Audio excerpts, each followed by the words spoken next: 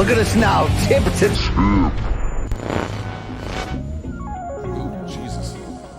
Oh. Shout out to Morning Kombat. Do you want a margarita? Yes! My God! To us, doing what we love. It's time to bang. Oh, yeah, get fired up. It's Monday morning. It's time to talk cage fighting. This is Morning Kombat, October 20th of the 25s. I'm screaming in my own basement, and they call me Brian Campbell. Welcome. Hey, how are you? Great to see you. You may have come here for my co-host. He's from Washington, D.C. by way of the old Delhi, not the new one. It's Luke Thomas. Yeah. What's up, dude? You're in a good mood for a guy who, I'm surprised you're, oh, no, I'm not surprised you're home. When did you get home? I got home yesterday. Okay. I mean, did I try to take the last train out of Brooklyn late Saturday and just, miss my mark? Maybe, but I'm back. Danny Garcia's retired. There was a KO. That fight happened, but plenty of good seats still available, Luke. That's what If a KO falls in the forest and no one's around to see it, did it actually happen? That's the question. It did happen. We're going to get fired up today because we are going to recap UFC Vancouver from the weekend and hopefully get Randy Cooter's take on Dan Miragliotta's job future after a rough weekend for the referees. Also, we will set the stage for this Saturday's UFC 321 pay-per-view with some storylines and a reminder 2 days from now, Wednesday, October 22nd of this week here, live and direct from the Metal Arc Studios. Morning Kombat is back with the UFC 321 pre-game preview brought to you by Cuervo. So get yourselves fired up. In fact, you want to talk about time? How about now? Now is a good time to remember where tequila's story truly began. Let me give you a little lesson here. 1795, Cuervo invented tequila. And since then, Cuervo has stayed true to its roots. We're talking the same family, the same land. You better believe the same passion because 230 years later, Cuervo's still in here in every pour, every margarita, every celebration. So here's what I need you to do. Enjoy the tequila that started it all. Cuervo, the tequila that invented tequila, ProximoCuervo.com. Please drink responsibly. And oh yeah, you better be ready for Chuck Mindenhall joining us once again for pregame preview 321 on Wednesday. Luke, are you fired up for this or are you being forced into drink tequila in the morning? Well, it's not hard to drink Cuervo's tequila. I'll say that. But it can be hard if, for any kind of performance like that, if you've been shitting all over the train on the ride up there. You know what I'm saying? Okay. All right. That's just a great way to end a great commercial right here. But this episode of Morning Kombat, of course, brought to you by Cuervo. Now's a good time as ever to enjoy that tequila that invented tequila. Hey, folks, how about you like this broadcast? Like the show on YouTube. Subscribe. Shout out to everybody watching on the DraftKings Network. If you're an audio-only weirdo, we also welcome your kind in these parts. So check out our extended YouTube channels. Luke, do you have that sit down with Obama yet on the LGBTQ plus? No, I don't know if that one's going to happen anytime soon. All right. We're waiting for that, though. You better believe that. Right. I'd like to tell you about our merch situation here. Why don't you go to morningkombat.shop right now? Hey, how about those October exclusives? We still got a few left. Super Wash Dads. Yeah, that shirt's there from Average Joe Art. The Frank and Luke and Donkula Halloween collaboration. Get it in a t-shirt. Get it in an autograph poster. Mix and match. Evergreen items available. Morningkombat.shop is the best way to support this former award-winning program. Okay. The only awards we are winning now are none, but we're still getting paid. So thank you very much. We appreciate all that. Hey, let's say hi to the third member of our team. He comes by way of a very aggressive father from Australia. That guy got it done. Hey, it's the main card minutes. Luke Nocita in the house. Yes. What up, boys? I think winning an award is a lot like being a Marine. You're never, an ex award winner. You're just a former award winner. It's so, true. We'll still take that home. Yes, but very former in this case. You know what I'm saying? You guys have a good weekend, BC. I know you were in the empty Barclays Center there, but you enjoy the fights? Empty to some. No. Shout out to Danny Garcia. Hey, we'll see it and have you seen the shit. But I got to work with some great people like Long Island's Chris Algieri. So Hell yeah, Huntington. Shout out. Yeah, indeed. Luke, I believe this weekend was the 250th birthday of the U.S. Marine Corps, which included a No, 10 November. 10 November. I They might feel have like- done. They did some. Yes, various places will do some ceremony for that, which you saw Okay. in California. But the official birthday of the Marine Corps is 10 November. All right, we got 1775. some Hegseth action, some Vance. I was like, this is Luke's cup of tea right here. Let's go, Semper Fi, never die, baby. All right. 10 that's what I'm November. talking about. Luke, outside of the cage fighting mishaps, did you have a nice weekend in the nation's capital? It was beautiful. I had to get my bike repaired a little bit, so I had to. It's far away from where I live, so I picked it up and went biking all over town on a beautiful Saturday. Oh, it was so nice. It was wonderful. Took the Tookster with me. Put a basket on the front of my bike. Nobody cares about this stuff, nor should you, but that's what I did. Very manly of you, very masculine. But look, like the late Kobe Bryant, trying to hashtag impress? girl dad. Hashtag girl dad. It's a lifestyle, okay? Who am I trying to impress? You? Trying to impress Be a you? father to your child. That's Yeah, what I'm right. saying, right? That's right. Yeah. Good stuff. That's it. Hey, how That's all I is did. Tukes? Tukes good? She's good? Yeah, I had to go to kids' parties. I went to, anybody knows the area, I had to go to Glen Echo this weekend, which is not close. Anyway, but it was cool. I had a good time. Saw some friends. Chill. Kept it chill. Does Glen Echo know Glen Burney? Glenn Gary, Glenn Ross. How about that? Oh, That's where we're at. All right. Yeah. I don't know where we're going with this, but we went there. All right. Hey, you came here to listen to us talk about fights. So you want to do it? Yes, I think the time is right now. Topic number one. Surprise, UFC Vancouver. It may have been Reinier de Ridder's tryout for a middleweight title, or at least that's what we thought coming in. But shout out to late replacement Brendan Allen, despite the fact that RDR had won 4 fights in his first 8 months as a UFC fighter. RDR's bid for that middleweight title ended in absolute disaster as Allen swept rounds 2 through 4 on all 3 scorecards while completely gassing de Ridder out, leading to his corner throwing in the towel before the start of round 5 after some back and forth exchange in a language that the UFC did not have a translator. So we're not officially sure what was being said right there. But as for Allen himself, he said before the fight that RDR ain't that guy, just not that guy at all. Turned out in this case, he was right. So Luke, when you look back at this weird, kind of awkward main event, what's the biggest explanation? Not just for the resurgence here of Brendan Allen with a 2-fight win streak, but really the complete breakdown of the Dutch Knight. I don't quite know how to explain this performance. On the one hand, let's credit Allen, BC.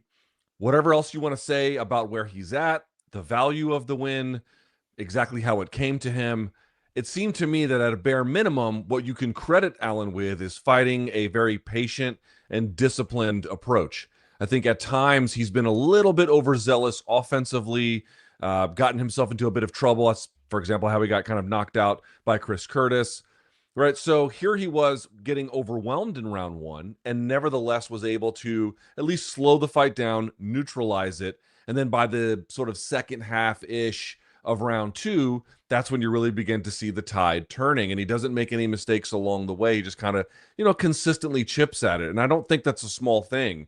Staying calm under duress and kind of knowing your moment's going to be there. These are important skills to have and to learn, and they clearly served him well here. But at the same time, BC, I just, it's very difficult when you do one of these shows where you're asked to give an opinion and it sounds like you want to undermine the winner, but I really don't. At the same time, it is just weird to me that we saw de Ridder go 5 rounds with Robert Whittaker, a former champion in this weight class. And it was a difficult bout, and it did kind of slowly peter out as the fight went on. But in this particular case, BC, RDR doesn't take a tremendous amount of damage early anyway, and just seemed to fall off a cliff in ways that the hastiness of his fall off didn't seem to match the pace of the fall off that you saw in the Whittaker fight, which was also, very difficult, although, contested under somewhat different terms. So I guess what I'm saying is I'm happy to note the progress. And frankly, the fact that he had 3.5 weeks to get even what he got out of Brendan Allen speaks very highly of him and his team. Yeah, shout out to Bilal. Shout out to Bilal, who, by the way, gave fantastic corner advice right on time, exactly as he needed to. Just to wrap up, I guess I'm just saying, didn't something seem off to you about RDR? Yes. Not just from a general observation standpoint, but based on just recent history that we'd seen from him?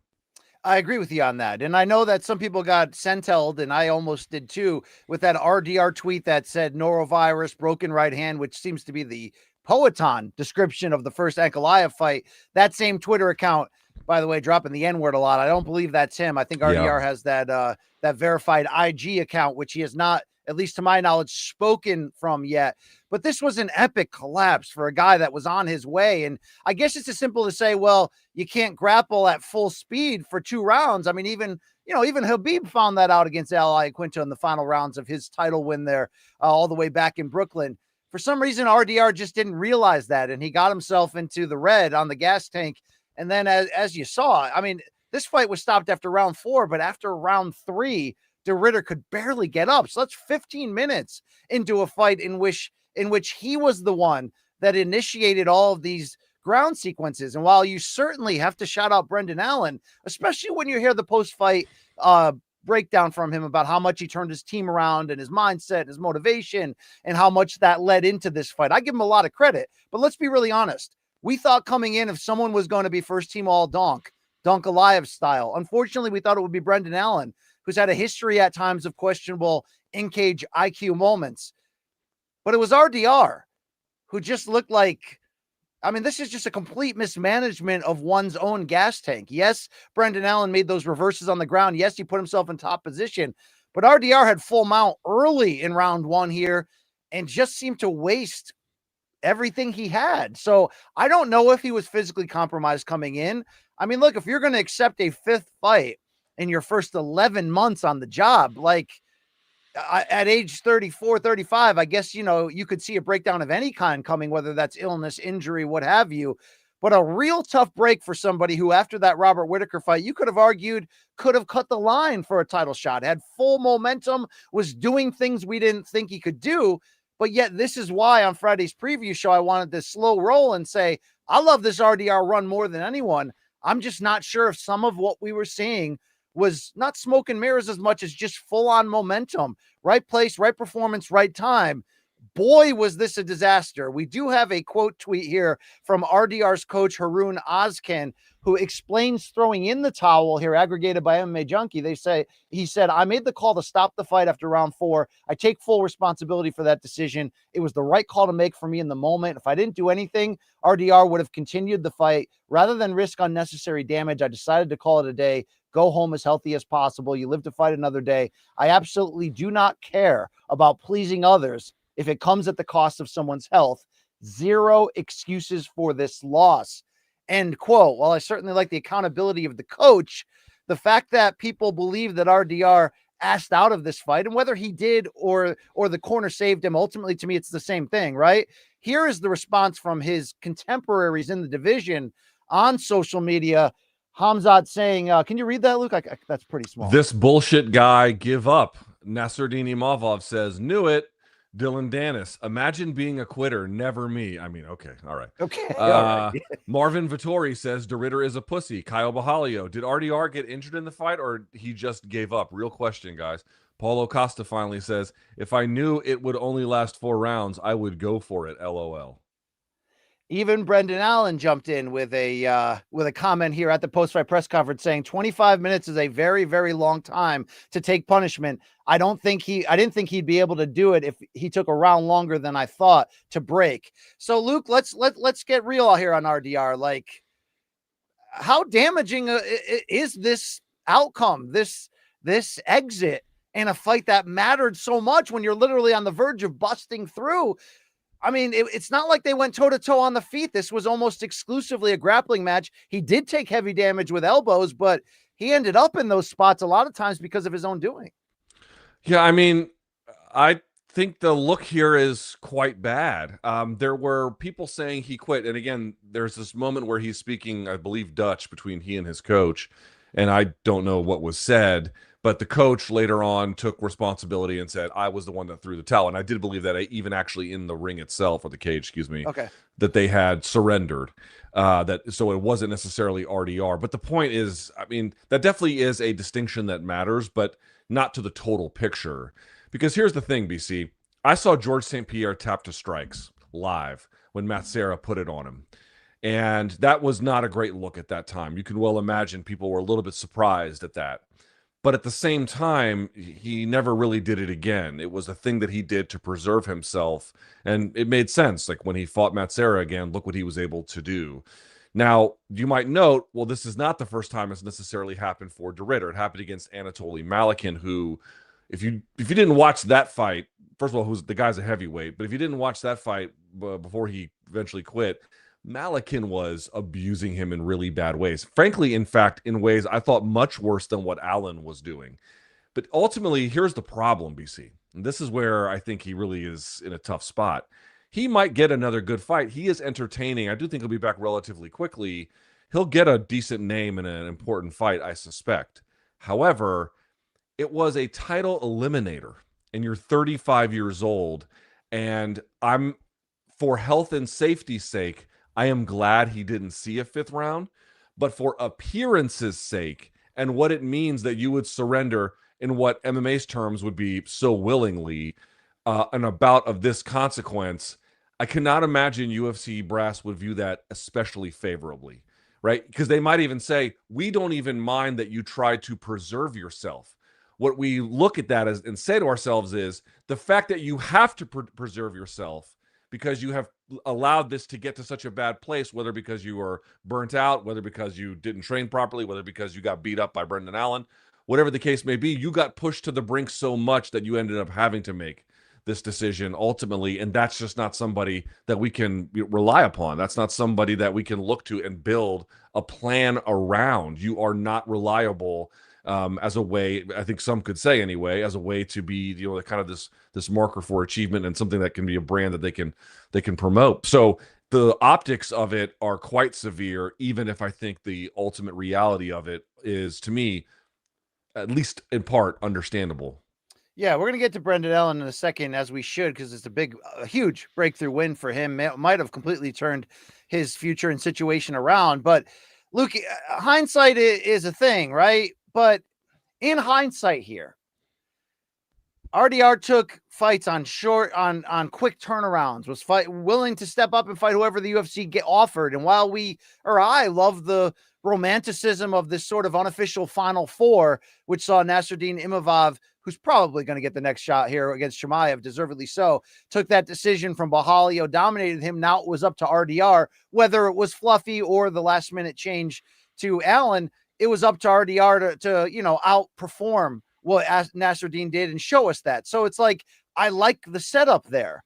But in hindsight, was RDR way too ambitious at this age to go through 5 camps in 11 months? And by extension, was the UFC too ambitious in allowing him to do that when you could have said, Nasruddin Imavov looked great. He's got probably the best case of anyone. Let him fight for the title next.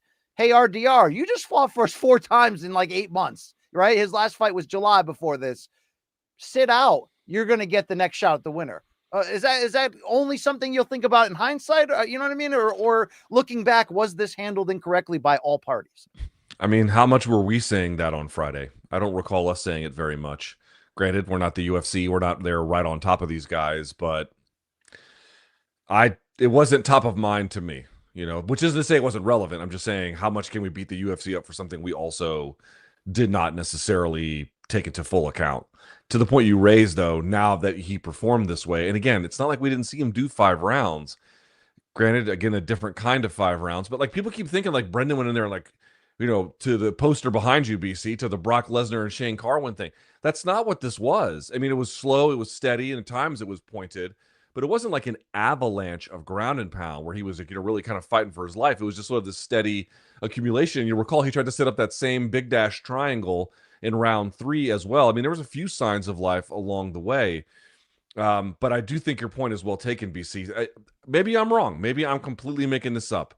But it seemed to me he had an unusually empty gas tank that just expired very quickly. And his game, I think, has suffered in part maybe from things like this in the past, but not to this extent, BC. And this was bad. All right, let's talk Brendan Allen, the 29-year-old who attempted to rep Canada for this due to his grandparents' heritage, although we know him, of course, as a Louisianan. He had the back-to-back decision losses to top-level contenders Imavov and Fluffy Hernandez in their rematch. Did bounce back nicely against Marvin Vettori, won the fight of the night, looked pretty damn good.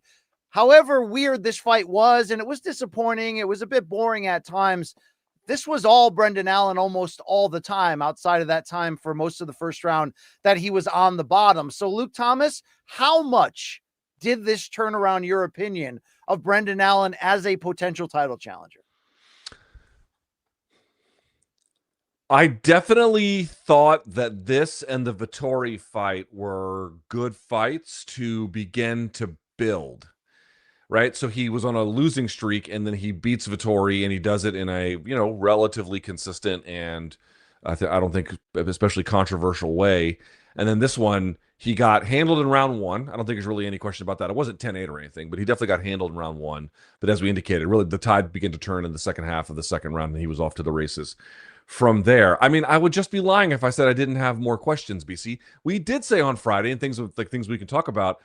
We did say on Friday, I think both you and I, that listen, you watch Brendan Allen's offense on tape, it looks pretty good. Like, there's a lot to really enjoy about it. It's pretty well-rounded. The grappling, particularly from the back, is active.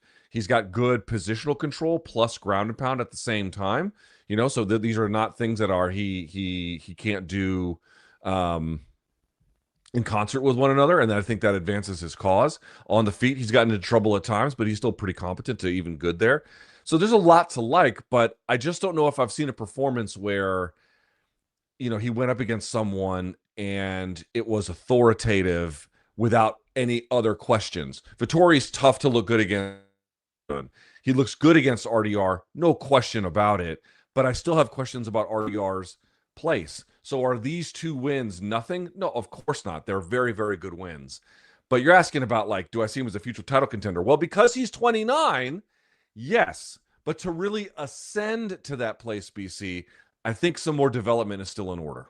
Yeah, you wonder, look, I think we're at the point where we can say this out loud. You wonder if him being an American potential title contender could help him along. We know people get bumped along when they're marketable. I wonder if this helps him during this era when we are so void of super elite American talent on the UFC level. But look, good to see Brendan Allen bounce back. The Chimaev call out.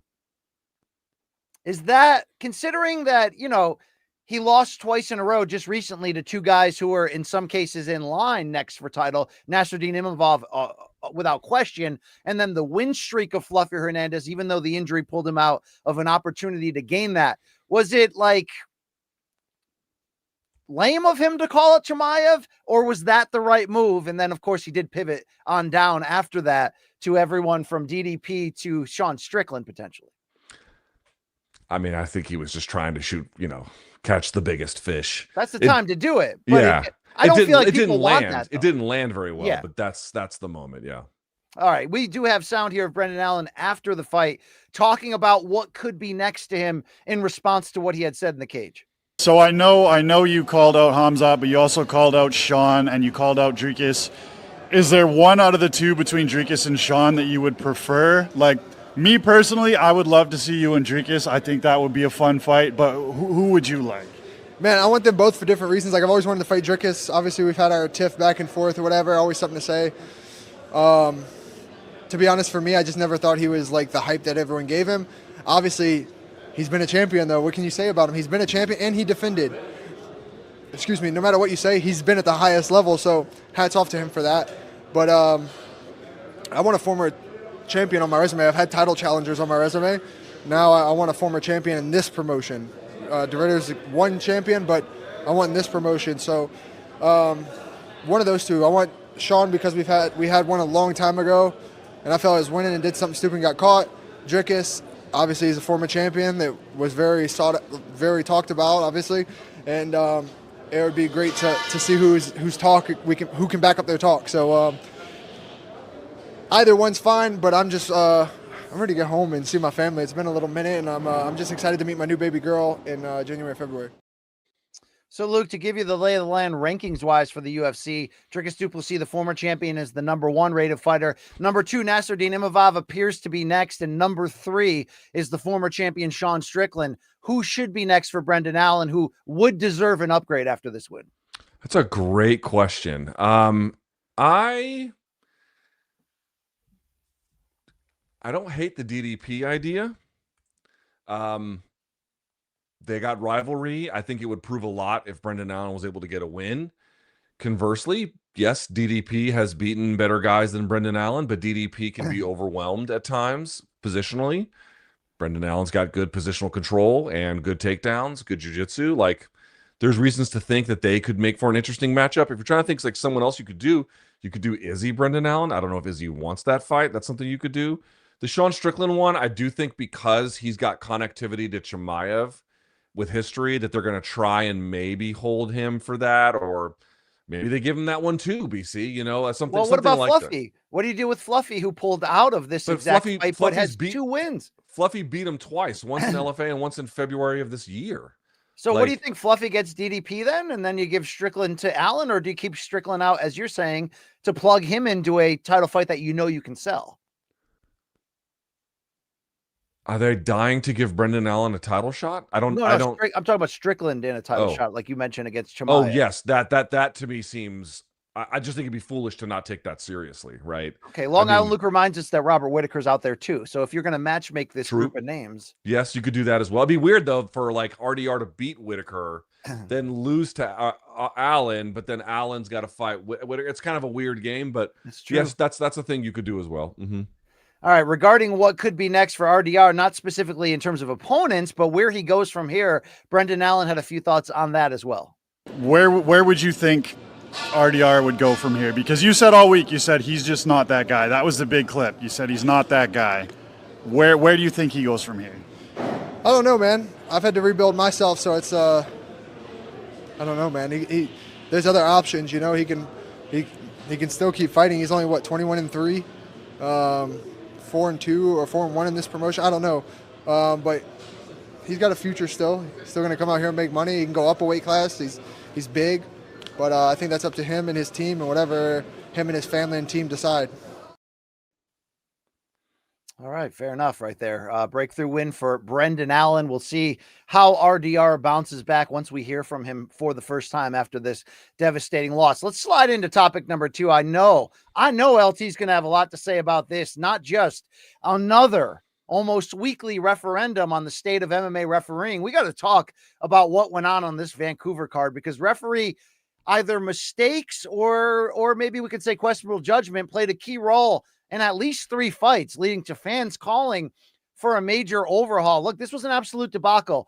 Veteran referee Dan Maragliata had mishandled moments in both the Kyle Nelson-Matt Frevola fight, including where he appeared to stop the fight rightfully in the closing seconds of round 1 before the buzzer, only to unnecessarily restart it, leading to Kyle Nelson getting both a knockout and a decision win in the same night, to what he did or didn't do in the Mike Malott Kevin Holland fight with multiple low blows and how that played a role in the result. We also have to mention referee John Cooper, who I like that he took away the point from Drew Dober against Kyle Prepolek, but you also have to question the when and how much that affected the ending of the fight. Either way, it's every single week here. It's important to note this is not a UFC problem per se. It's a commission, an ABC, Association of Boxing Commission's issue, but it's nonstop to the point that I got to go to the extreme here and how we break this down. Jed Meshew, number 2, friend of the program, MMA Fighting Zone, had a tweet so aggressive that we did have to bring in Cuervo right now for something we like to call shots fired.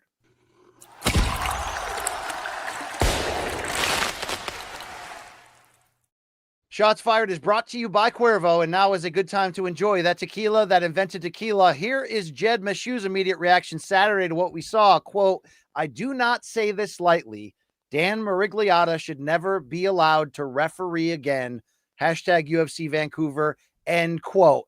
LT, let's be real here. Is the idea of a suspension or even firing Maragliata too extreme, or is this necessary, or something like this, to fuel some type of immediate change that we seem to cry about every single week?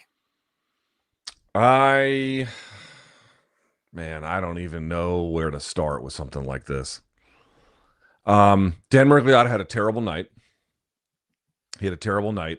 For starters, in the Frivola fight, where he appears to wave the fight off because he can't hear the clapper. This was the not hearing the clapper situation happened previously this year with Big Dan. So this is now the second time this year that we've seen a situation like this happen. That's sort of the one issue. But I mean, obviously that wasn't the only fight where the Kevin Holland fight where he refuses to take a point, among a series of other problems with how that was officiated. There's just a lot going on where it seems like there's a couple of problems, BC. It seems like there's a lot of common figures that we've seen for a long time that we've kind of gotten used to, who maybe appear to be declining on the job. That's up for debate, but certainly I think a bit of a feeling.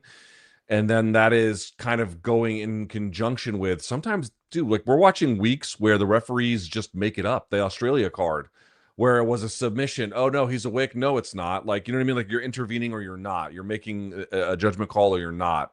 And either they're not taking points or they're intervening at the very wrong times, or, you know, just they don't seem to have a command of the job in ways that you would expect top tier referees to do, and to the point that now it's seemingly ad-libbing.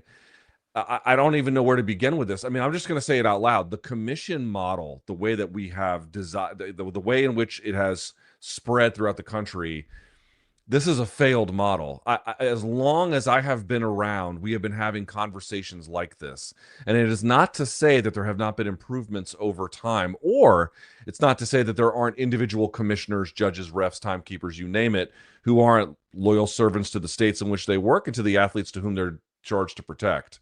There are people who are trying to do this, but as a system-wide situation, it's a complete failure. There's total regulatory capture from the ABC to the CSAC to the Nevada Athletic Commission, making, for example, pay private for whose sake? Certainly not the athlete's sake. You know, there's that kind of thing that's happening. More to the point, BC, like there was a bit of a discussion. It's like, which sport doesn't have referee scandals or controversies? And the answer is all of them do. But dude, like in order to be an NFL ref, the amount of training you have to go through and the amount of money that is spent training them to be able to do that and then to pay them their talents, these are vastly in excess of what you get on the combat sports side. You see, more to the point, for example, in American football, they have better systems to review bad calls. Bad calls still get made, but they have more of them. Also, more to the point, in these other sports, BC, where, for example, in baseball, you have to call literally balls and strikes and outs at home plate.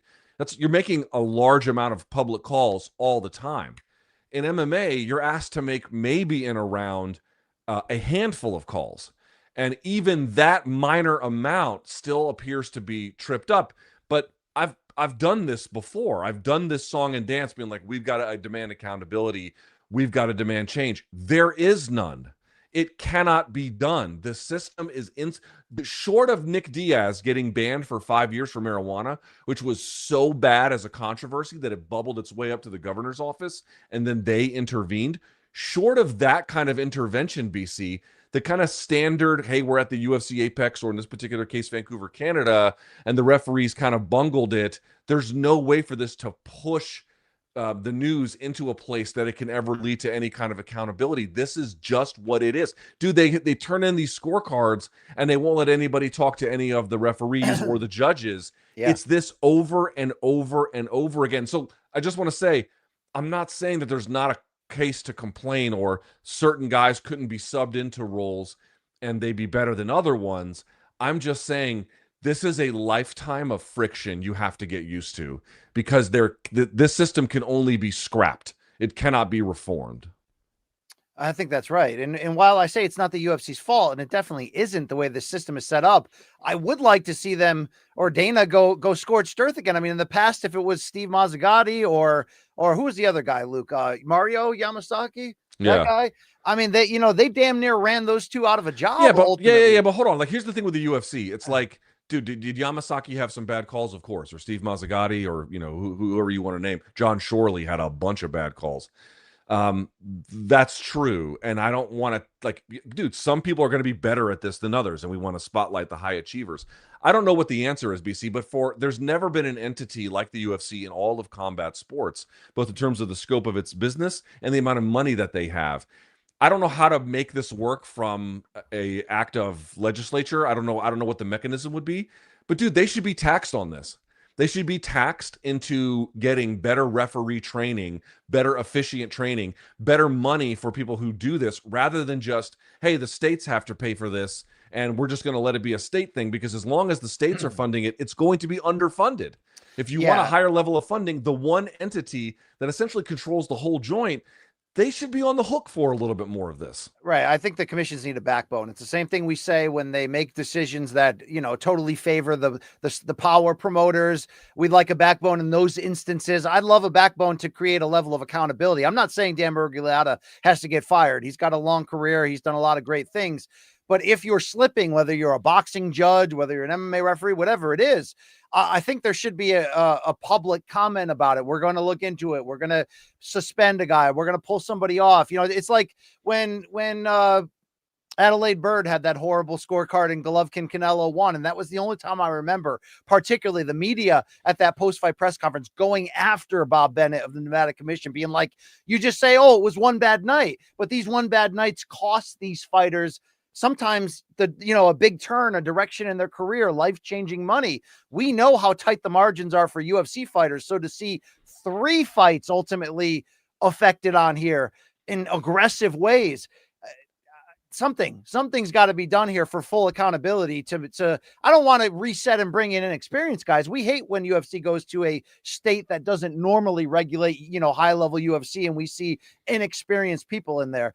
But something's got to be done, because not only is there a reluctance, it seems, from the big name referees of inserting themselves into the fight by establishing early, not with aggressive hard warnings and then points. And I think obviously you can take a point without a warning if it's something that is impacting the fight. They seem not only afraid to make those decisions, they seem like they don't know what the right decision is in some of these big key moments. So it looks like a clown show where the fighters are essentially their future. When you're getting show and win money, half of your salary is dependent on these people getting it right. We do have some form of instant replay here, but if you can't jump in and instant replay something or situation where everyone around can be like, I don't think that's the correct way to handle it, then we don't have a good system. So Luke, let's talk quickly about these fights and what happened and what could have, should have.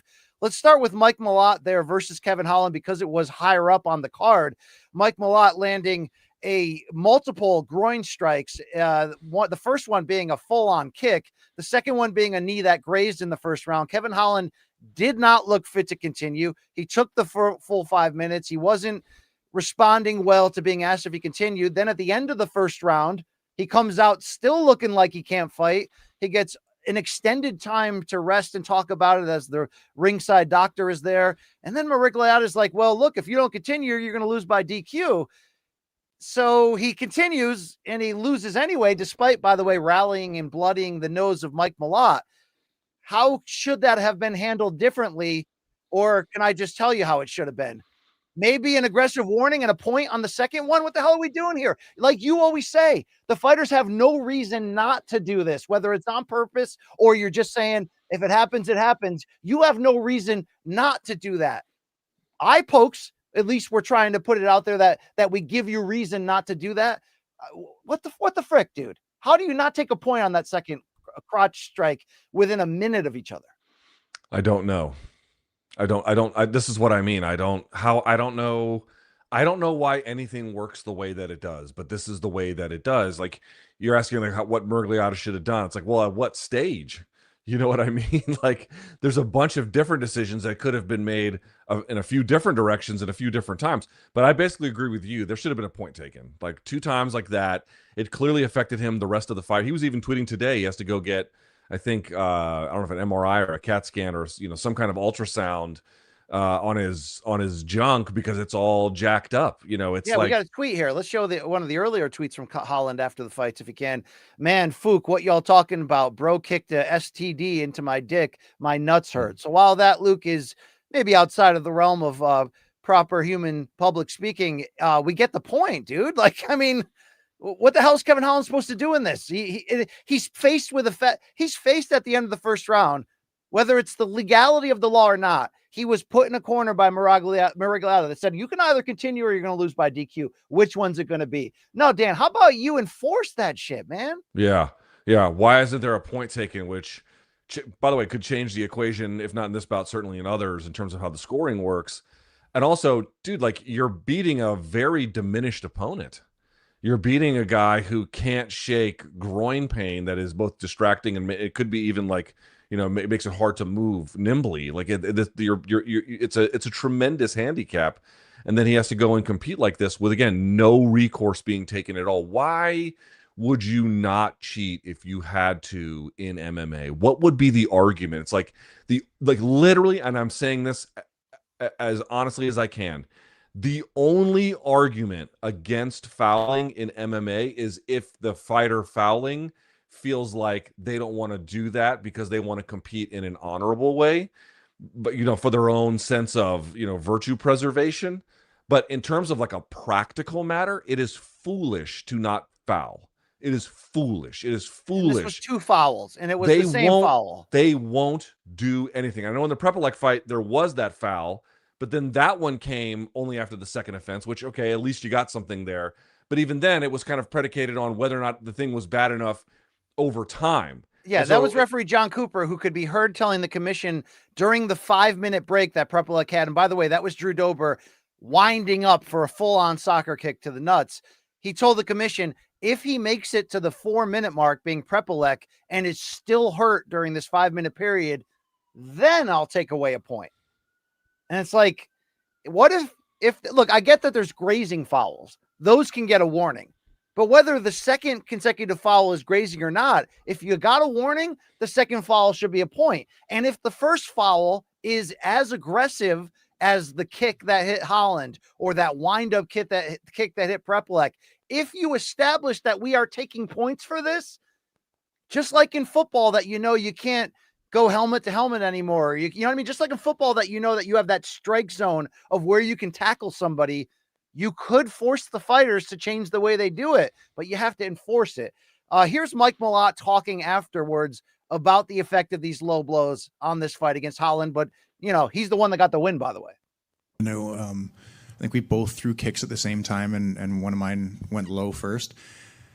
And then that second one, like, my knee hit him in the hip. My shin, I think, brushed his cup, but, like, I got to watch it back. Maybe I'm crazy, but I'm like, dude, I swear my knee hit him in the hip, like right above the belt line there. But he's just so tall, man. It's hard to, like, his dude's like all limbs, right? It's like his hips are so high, it's hard to get that knee up. So, you know, I'm sure my shin did hit him in the groin, and, you know, I bet it hurt. I don't think he was, you know, being dramatic or anything. I'm sure it was bugging him.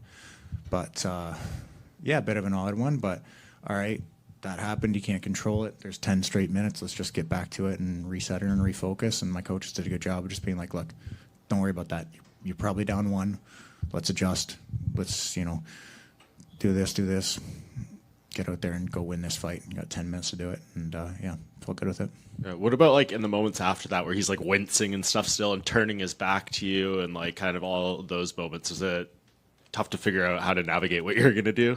Yeah, like, again, he's like a chaotic guy. Is he doing that because he wants me to, like, rush in and do something stupid and he's going to rip a right hand or something like that and try and knock me out? Like, is he playing possum? Can he just not continue? I'm like, yeah, I don't know. Maybe I should have just gotten on him a little bit more. But whatever, man. Hindsight's 20/20. I mean, I don't think Malott had bad intentions, but when he says my shin grazed his cup, but the knee landed on the hip, you still hit him in the crotch for the second straight time. So, Luke, I know the rules are the rules, but shouldn't have this fight as Holland being forced to fight in the final minute, circling away? I know you could say, well, because they already restarted the fight, it should be a DQ, but shouldn't it just been a no contest at that point? It's obvious this guy can't continue, but doesn't want to quit. The other guy followed him twice. Can we just have that loophole in the rules that should be a no contest and we rematch it down the line? I mean, you get back to these other problems. Like, you know, yes, he was kind of sort of coerced, but Holland did elect to continue. Like, what the fighter wants is not the ultimate arbiter of everything, but it's an important one. You have to count it. And then if you know your pay is going to get halved as a consequence of this, I mean, the incentive structure in place it's going to mess it up. Plus, a lot of these guys just, as a matter of pride, are going to say no. I think that would have been what you're prescribing, BC. I think would have been certainly a better solution than this weirdness that we've ended up getting.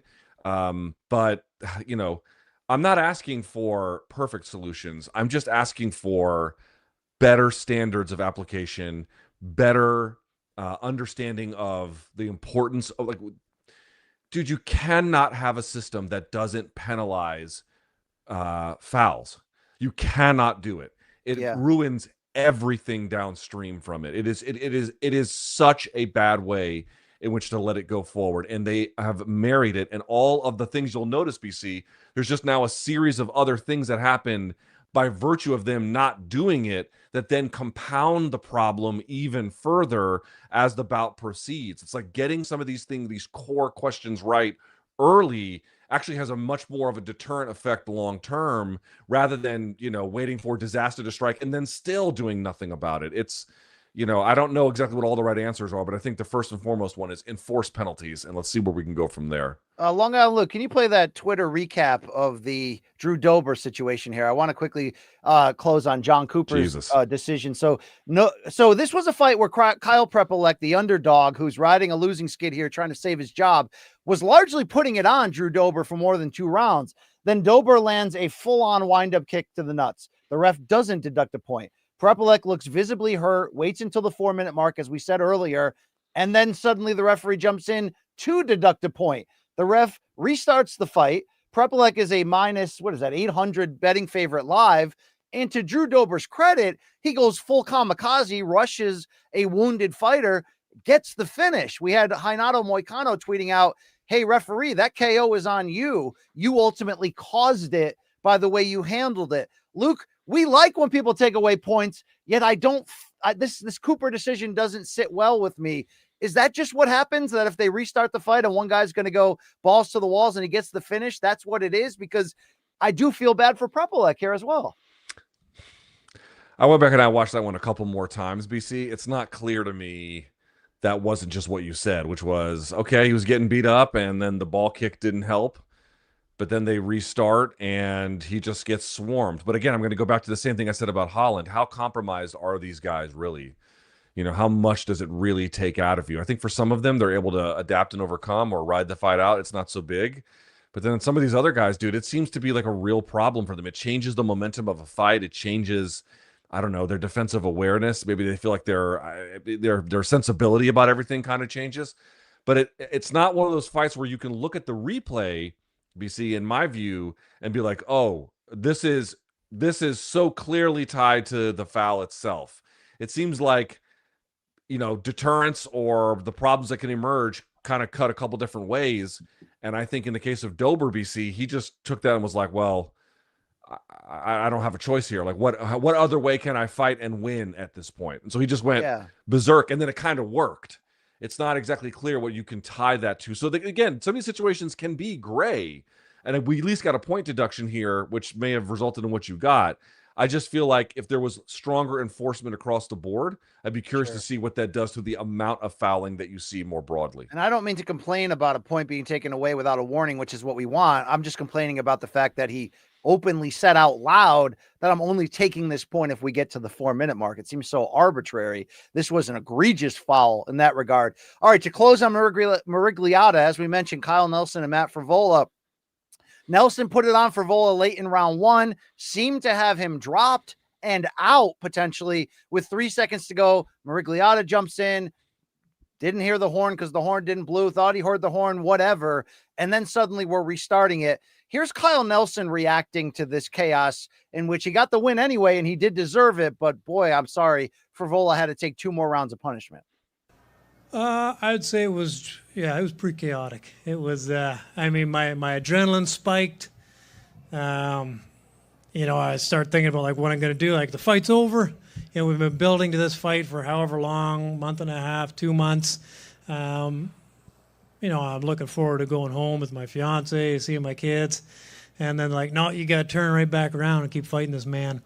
But I knew, I was tired. I kind of emptied the gas tank at the end of the first, but I knew I'm going to go into this second round. I know I'm not going to give up. I'm not going to quit.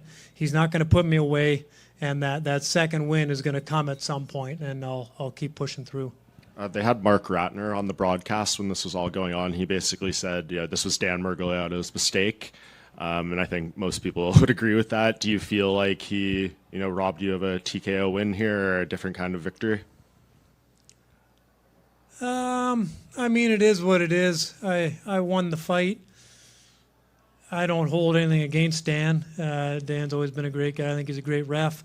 I would have loved to have the TKO win. But either way, at this point, I fought an extra 2 rounds. We're not going to be able to change that. I got the victory either way, so I'm just looking forward to moving forward. Again, spending time with the family, and then looking at the next fight at lightweight. And we do have a tweet here from Frivola, friend of the program. Unfortunately, a 3rd straight defeat at age 35. And I can't read that, Luke. I've got bad eyes. You got a shot at that? Regarding my fight last night, I had no idea there was a big controversy until I got back to the hotel. I never thought the fight was stopped at any point, but was confused when the doctor came to look at me after the first ended. After rewatching, it looked like a clear mistake by the ref in thinking the round had ended, but not a mistake to let me keep going. Maybe that's the fighter in me, but I'm glad I got to keep fighting and even take round 2 in some of the judges' eyes. Let's bring in resident Long Islander and, other things. Gambling degenerate, but we love Yeah. Yeah. We were texting in the middle of this fight, and we're like, oh, man, because after the first round ended, I'm like, well, I thought the fight was stopped. I'm like, I was hoping Frivola would pull it out. And then they just kept fighting Long Island. Luke, what happened?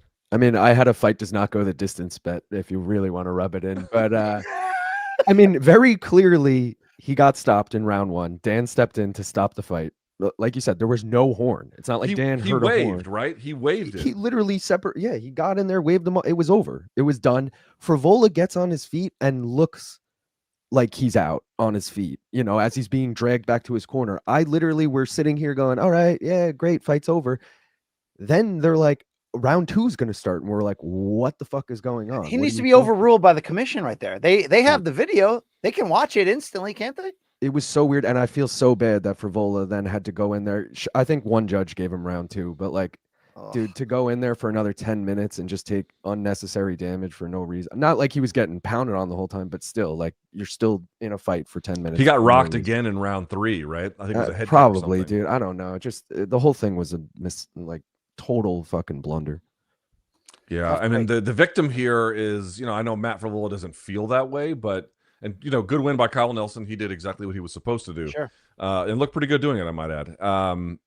But that fight shouldn't have gone long. Like it's just, oh my God, bro. Yeah, I don't get how they don't have someone there watching the screen going, sorry, Dan, you missed that one. Let's fix it. Let's not let this man take punishment, because ultimately the commission's biggest concern should be the fighter's well-being, not just for the obvious nature of that, but for the potential lawsuits and issues and medical problems. Like, that should be the first and foremost, without question, thing that they're looking to protect. They did not protect Matt Frivola there. That's just what that is. But let's move on to topic number 3. There were some big breakthrough wins, of course, on this UFC Vancouver card. How about Manon Fiorot in a big way at age 35, putting her May flyweight title loss to Valentina Shevchenko firmly in the rear view and snapping the 5-fight win streak of a number 5 ranked Jasudavicius in just over 1 minute. It took 74 seconds on a left cross to drop and eventually finish Jasudavicius. So, Luke, what type of statement did the French kickboxer make in terms of where she still stands at the higher levels of this division as we await the Valentina Zhang Weili super fight in November? Bro, that was about best case scenario. Because, as we've said before, Fiorot has some good wins. And by the way, going into enemy territory appears to be something of a specialty for her. She can do that quite well, too. But coming off that Shevchenko loss, okay, you lose to Shevchenko, no big deal. And again, as I mentioned, she kind of made it close as that fight wore on, or at least a little bit later. But, she got beat up pretty bad early and is otherwise, typically not known for being an exciting fighter, BC. Like, even when she wins and she's dominant, it's because, the Aaron Blanchfields can't control her. She kind of just sticks and moves. And I thought she'd be doing some sticking and moving here. Bro, she pasted Jasudavicius with that 1-2 and then viciously followed up. It was almost not just a great get back fight, but like, look what else I can do fight. Oh, you thought you knew me from all of those. Allow me to reintroduce myself kind of a moment, right? I still think she's got a lot of work to do, but that was, again, I'm going to say it.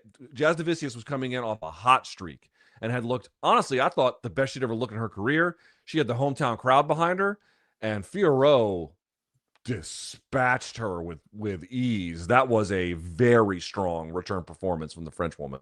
Yeah, I wonder if Fiorot can fight the winner. Does she need to beat somebody in the interim? We do have Natalia Silva ranked number 1. I believe she's got a big fight coming up. You got Grasso ranked 3, Blanchfield 4. Jasudavicius was 5 coming in. We'll see how that changes. And Macy Barber at 6. Barber's got Karine Silva soon. I'm not sure. Long Island, do you know who Natalia Silva's facing next? I'm checking her Tapology right now. She does not have a fight booked. All right. I wonder if that's a perfect fight, her and Fiorot. But breakthrough comeback performance here from Manon. Here's a couple comments from the French woman in the aftermath. Alors j'avais vraiment beaucoup de To be honest, I have a big pressure for this fight, but until I go inside the cage, it disappears. Oui, c'est exactement ce que je voulais montrer. Absolutely. This is Manon 2.0. It's all we work for my training camp. Ouais, c'était super stressant avant le combat. Super stressful. I changed a lot of things, new part of new cornerman and new thing, and I ask myself a lot of questions until the fight. So, but when I step inside the cage, I forgot every question and everything goes straight. Bah, c'est vrai que c'est ce qu'on a beaucoup travaillé l'anglaise. We work a lot on my boxing skills during the camp, and all my coaches say, "Oh, you hit so hard." So perhaps to hear this make it conscious for me, and now I can play with it. Bah, juste que je suis I'm back. I don't care who I have to face in my next fight. I want to back early in this division. Manon 2.0, maybe that can carry over momentum-wise into Cyril Gane this weekend. I hate to have to do this to Dan Murgliata because he already had a rough night, but we do have fan cam video of the stoppage, which was protested by Jasudavicius after. Luke, did Dan get this one right? So, I mean, Jasudavicius is in big trouble. She turns away. She shows, yeah, that's not a bad stoppage. She was buzzed. You could tell she was buzzed. Definitely. The question is when you're an angle like that actually doesn't tell you what you need to know. Yeah. The question would be, what is she looking at, and are her eyes with it? In what ways can you evaluate her behavior that indicates intelligent defense? And you need to actually have a closer look at the right things. From there, it looked good enough to me to stop. You could maybe argue a little early, but that's not an egregious stoppage. Yeah, I think a little early, but overall safe because she's face down, still getting hit flush. She wasn't blocking or throwing, even though it was clear. or reaching.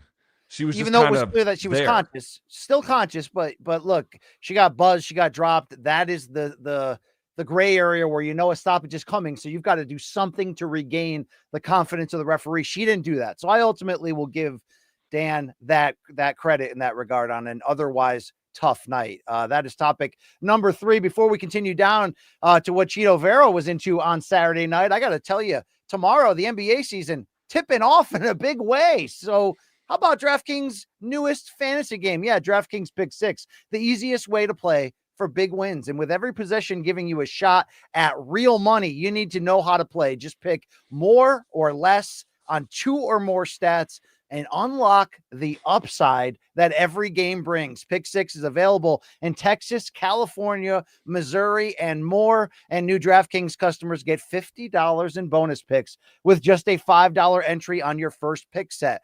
Luke Thomas, I know you're fired up for the Wizards this year, even if you can't watch them on local TV, but you need to tell the fans what they need to do to get part of this NBA action. I am fired up for the Wizards. I'm not expecting a championship, but there's always hope for tomorrow. In any event, there's plenty of hope, folks. Don't just watch basketball. Cash in. Download the DraftKings Pick 6 app now and use the code COMBAT. That's COMBAT with a K.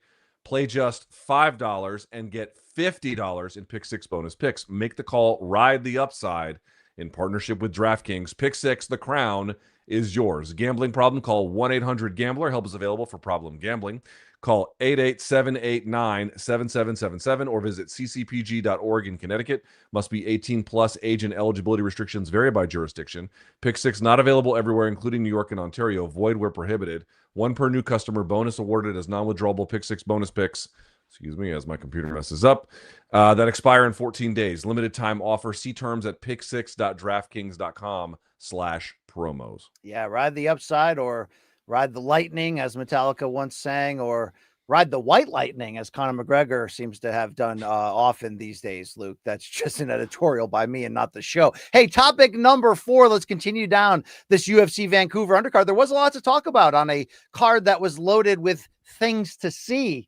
How about Marlon Chito Vera, the former bantamweight title challenger, aggressively disputing his 3-round split decision loss in a very competitive fight with a streaking Amin Zahabi. And despite Chito taking a year off to reset himself following that recent 3-fight losing skid, which included 4 losses in 5 fights overall, he walked out of the cage angrily after this split decision defeat. Does Chito have a case in saying what he did post-fight, that he was robbed?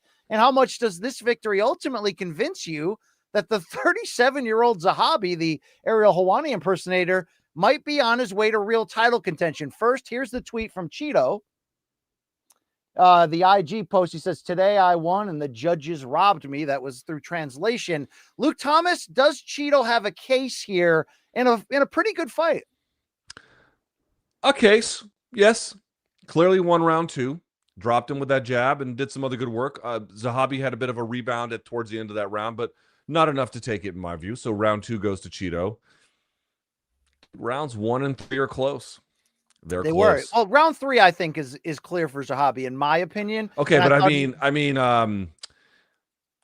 it was competitive throughout. I agree that Zahabi's best round was clearly 3, certainly better than 2, and better. And 1 was, kind of, it's obviously the swing round. Let's see the scorecards here, because round 1 seems to be the swing round. Even though Zahabi landed significantly more power shots, I thought Vera landed better power shots that moved him a bit. And as you see, the 3 judges, one giving it to Zahabi, 2 of the 3 giving round 1 to Zahabi. So that's ultimately the decider in the split decision. In real time, I did give Chito round 1. So I think it's possible that he could win, but I also think it's almost a little bit of a stretch. That first round was so close that to me, it's how you like it. Not a robbery.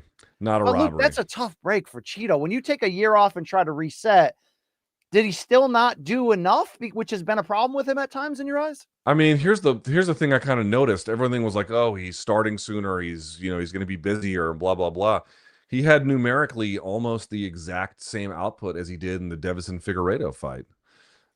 He had more per round than he did in the fight before that, which was the Sean O'Malley fight. Obviously, he had more aggregately because that was 5 rounds, but through 3, he had slightly more there, but not by a huge amount necessarily there either. My point being is it wasn't like they kept talking about like the time off being restorative and then him changing his mindset. And I think all of that is real. And it did seem from an observational standpoint, BC, that he got to work a little bit earlier than he did in other fights. But the aggregate total and the way in which it overall kind of went, there wasn't substantive overhaul. It was still a lot of the same. And so does he have a case that he should have won rounds 1 and rounds 2? And overall, it's still a competitive bout. Yes, that's not an unfair thing to say. But A, it's not a robbery. And B, the reason why it's not a robbery is not just because it was close. It's close because I didn't see a ton of change in the game. I just saw a little bit, and that's not enough to change your fortunes. Yeah, not a robbery, not a Tuma, but a tough loss for a guy who is still quasi-elite. I think you saw that in Sparks here. Very good. Yeah, it's not the question, but it's like, dude, I don't know how many times I got to say this to fighters. If your fight is at all close and it goes to the judges, you cannot in any way rely on your interpretation of how you saw it. You cannot do that.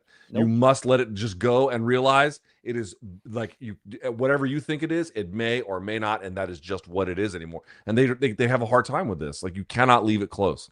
Well, whether or not you thought Amin Zahabi was a real contender coming in or not, or whether you thought He had beaten Jose Aldo last time. He has now won 7 consecutive fights in this division. He's 37, though. We talked about that. You know, the younger brother, Fiorot Zahabi, has been around the game forever, but it seems now in his late 30s that he's really starting to put it in gear. I have to say, I wasn't cheering for him. I've not been overly impressed by him, but this fight, he showed me some adjustments. He showed me really understanding the necessity of putting on a surge late in rounds, particularly rounds 2 and 3, even though I did think he lost round 2 getting dropped with that stiff jab. I'll have to say it, Luke. Overall, he did kind of impress me, but there's a difference between impressing on this level and the levels that will come for him. How much are you a believer, given his age and the streak he's on, that there's still continued room for improvement? I mean, is it crazy to think of this man in a title fight if this keeps going? Listen, I've been very surprised. I did not think Chito was going to lose that fight. Again, having watched it, it's not surprising. But I'm 37 years old. You know, I think the guys he was beating up until recently were, you know, respectable talents, but not in any way a super impressive resume. But then, as we indicated, he kind of turned the corner a little bit. That Aldo fight up at 45, no less. Here he is back down at 35. And again, he got rocked pretty badly in the second round. But overall, just turns in he kind of hunts and pecks, BC. You know, it's a little hard for him, I think, at times against these elite guys to get really sustained offense. But he has clearly improved his game to the point where he's able to stay safe for long periods. He's able to make not heavy punches per se, but consistent contact. Yeah. He's well-rounded. He's smart, smart, clearly well-trained, veteran of this game. And it's foolish. It's foolish to discount him. Do I look at the tape and go, oh, future champion? No, I don't do that. But the level of success he's achieved and the way in which he kind of keeps notching these victories, it's not an accident. He puts in excellent effort. He's very prepared. And however awkward he might look to you, it's a winning formula. Well, he had a call out ready, and that was Sean O'Malley, the former champion who was watching. Here's his reaction. Sean O'Malley next, baby. It's me and the Sugar Show. Well, that would be an amazing fight. Congratulations, Canada. Give it up. And Luke, before I get your take on this fight, here is Zahabi afterwards. That he was shown this video at the post-fight press conference. Here's his reaction to the reaction. I can't hear anything. I don't think he says anything. He's reacting to you saying it, and like, is it like, oh, who, me type of reaction? I mean, yeah, that's good. You know, I mean, it seems like we're setting it up, boys. It seems like we're setting it up. If he didn't want it, he wouldn't have made a video. Yeah. How do you feel you win that fight? Like, are you very obviously confident in that matchup? Yeah, I'm confident in any matchup. You know, listen, I'm in the top 10 now. If I'm not willing to fight anybody in the top 10, what am I doing here? You know, so I want to fight them all. He's number 1. And I feel like the way things are going with Merab, he's clearing out the division. And like, not to sound negative, you know, Sean O'Malley is a great fighter and all that, but he fought Merab twice. So I don't think he's up next for the belt. I feel like there's going to be maybe Umar or Batista, Jan. You know, there's some guys who are going to get the title fight before maybe Sean O'Malley because he lost to Merab 2 times, and I don't mean that in a disrespectful way. So I feel like I have the opportunity to fight somebody like number 1. So I want to take it. Do you have a perfect timeline for that fight when it could happen? I gotta get my nose checked and my face checked to see what happened after this fight. But yeah, but I guess you know, March, June, you know, because he's fighting in December 6th, I think, or December 14th. I don't know when Sean is fighting. He's fighting Song Yadong, right? Hasn't been announced yet. But oh, okay. Well, I see it on Twitter. I don't know if it's a rumor or whatever. No, that's not official. Oh, okay. Sorry. I thought it was official. But yeah, let him take his fight if he is fighting. If he's not fighting, whatever. I mean, I'll wait. And I know Ramadan is going to be in February. So I'm not going to be fighting during Ramadan. But after that, I'm ready. The number 1 ranked O'Malley is linked to rumors for Song Yadong. And given that the Ramadan is coming up for Zahabi, that would make sense that O'Malley would fight that in between. And I think we all believe that Saturday's Umar versus Bautista fight will produce the next title challenger, whether it is Jan in the rematch or Merab that comes out with it. I mean, you could have a trilogy depending on what happens, obviously. But Luke, the good news for Zahabi is ranked number 9. He seems to be in the mix. I think he deserves a fight at this level for sure. Yes, he's earned it. I mean, again, yes, he's earned it. He's earned it. He is, again, he's hunting and pecking. He's scratching and clawing, and he's collecting. but the collection is substantial enough at this point to really warrant, and this, by the way, this was one of those things, BC. He beats Jose Aldo, and he gets rewarded back at bantamweight with a fight against a guy who is still a relevant figure in that division, and he got by him, however controversial you might say, which I don't think is very controversial at all, but he gets by him. Yeah, dude, everything he's got at this point, he's earned. You can't say it's some kind of luck or that they're just favoring him or something. He's getting the job done.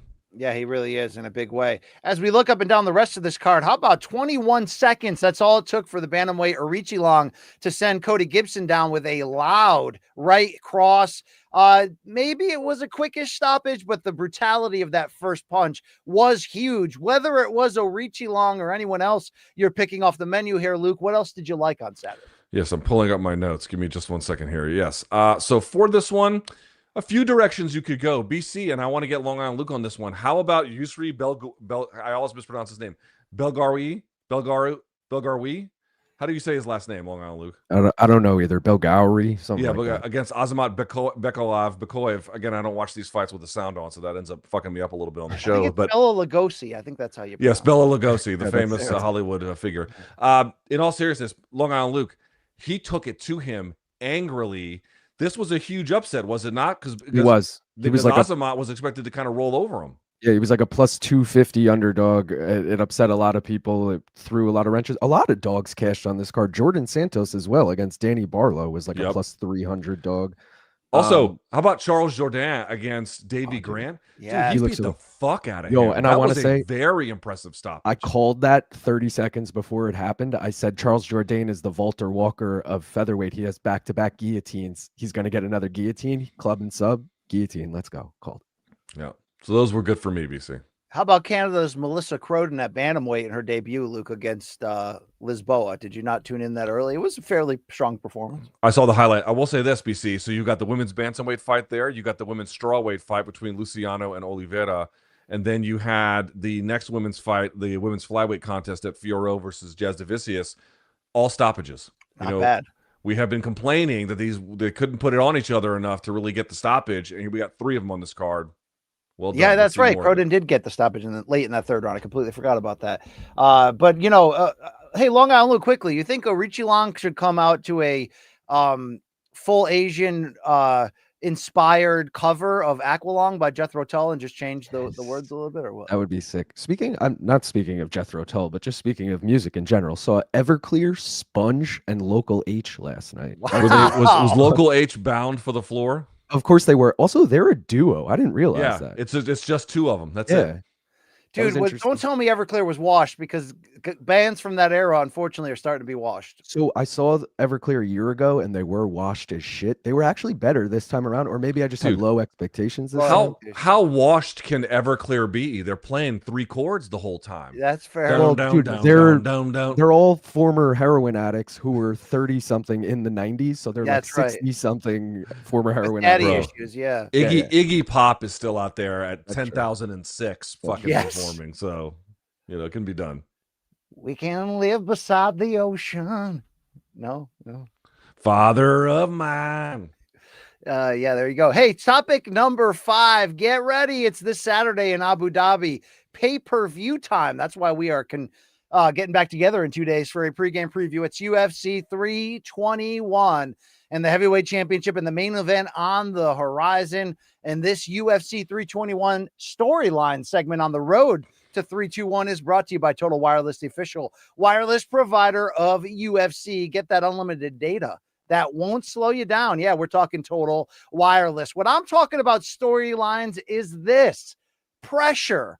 We had the trainer, of course, of Cyril Gane, Ferdinand Lopez, coming out this week and saying he believes Tom Aspinall is under more pressure to defend his undisputed championship after John Jones gave up the belt against Cyril Gane than any fighter he can remember in decades.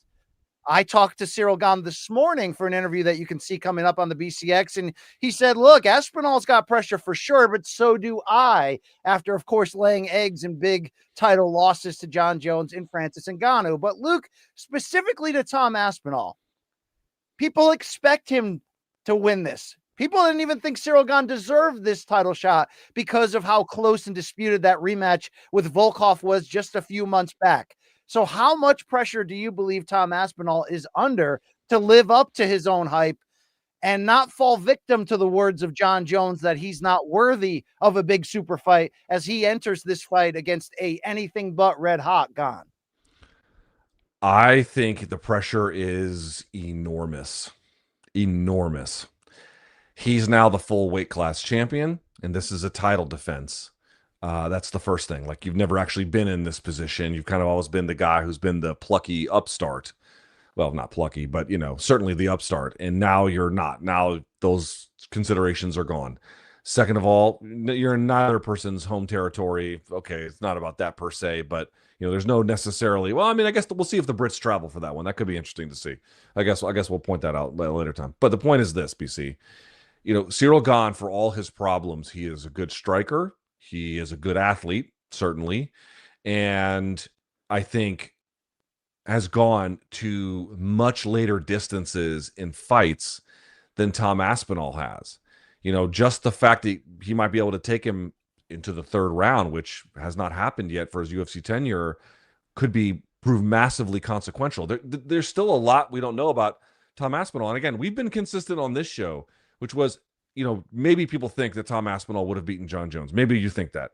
I tend to think that too, but I don't know that. And in fact, there's a lot about Tom we don't know, and we never got tested. The whole point about John having to fight him was like, that's the guy. Not that because of his place that he earned, not that, oh, that's the guy that we think 100% can beat you. Again, I tend to think he probably would, but there is so little. For a guy this accomplished, BC, there is shockingly little known about him in terms of ways he can be pushed and what happens to him when he does get pushed. We're still, you can't believe it, but we're still in a fact-finding operation. Poatan is talking about coming up to this weight class. He didn't necessarily spotlight, you know, Aspinall per se, but there's not a lot of interesting contenders for him. If he bottles this would be cataclysmic for UFC, because who else would they even promote in this weight class? Yes, I guess Gane at that point, who is popular in France, and that is an important market. We get a for them. Volkov trilogy with Gane, all right? Oh my God, by bro! Almeida, I mean, he has to get by Almeida this weekend. I mean, you know, or whatever they're fighting again. You know, so I'm just saying, everyone's kind of thinking like, oh, Gane has showed us his cards, and he's not good in a lot of areas, and Tom will just walk over him and happily ever after. That's probably what happens. But there's still enough unknown about Aspinall that you should be very careful about just declaring this is the next step in his journey. I fully agree. And by the way, Gane did tell me this morning that if he wins the championship on Saturday, he'd be more than happy to welcome Alex Pereira as a first title challenger. So that is interesting, even if we believe Pereira's headed toward a White House fight with John Jones. That would be, of course, non-title. The DraftKings odds at this moment, Tom Aspinall a minus 380 betting favorite, plus 300 for Cyril Gane, which again, everything you said was accurate, Luke. The things we don't know about Aspinall and the fact that he is nearly a 4-1 favorite to get this done. Rightfully so when you consider the slide Gane has been on, outside of that bounce back stoppage of Sergey Spivak immediately after the John Jones fight. I don't know if we've seen Gane look like peak Gane more than just that fight in like his last 4 or 5. It's just the way it is. Tuivasa fight included in there where he did take damage. But here's Tom Aspinall directly talking about this topic of pressure on him entering this fight. Are you feeling pressure on this one? Mate, of course. Like, if you're getting in a fist fight in front of millions of people with somebody else, you should be feeling pressure. You should be feeling pressure. The difference is, I think that I do really, really well against pressure. I think that Cyril is an extremely talented fighter. I think that sometimes the pressure gets a little bit too much for him. It gets too much for everybody at some stage. But I think that I'm one of the people who shine under pressure. Like, I seen somebody told me recently that the elite fighters, it means everything to them, but they do it like it means nothing. And I think that that's the approach that I have really well, is like, this fight means absolutely everything, but I've got to go in there like I don't care about it and put on a great performance. And this is Cyril's 3rd title shot.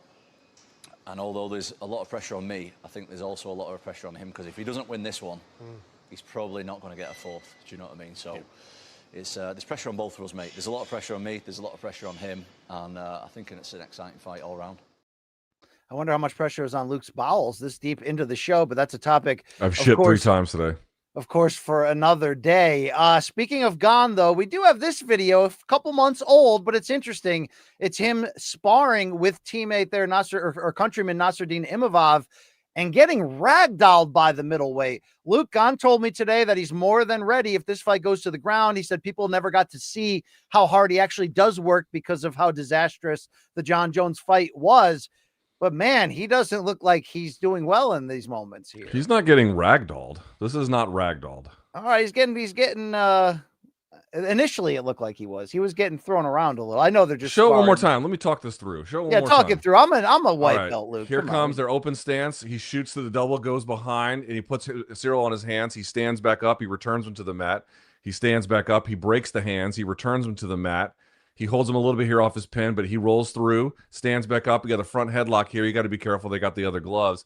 I mean, what I would say is Imavov is making him work for it, but this is not in any way ragdolling. All right, that is good to hear. Ultimately, there for serial gain. For serial gain, as John Jones refused to ever learn his name. Yes. I did ask him about that today, not to give away all the good moments. Bon Gamin is here. Luke, here is a pick of the rest of Saturday's UFC 321 card. Of course, that co-main event, Jandiroba Dern 2 for the vacant UFC strawweight title. You can see some other names that we know far too well on this card, including Umar Nurmagomedov in a very important fight against Mario Bautista. You got Volkov Almeida, Rakic Mirzakhanov. Luke, is there anything else storyline-wise or just matchup-wise? I mean, I know you've got Hamdi Abdel Wahab versus Chris Barnett circled on your undercard. Well, the Chris Barnett one is great because he's representing Spain, even though he's American. That's fun.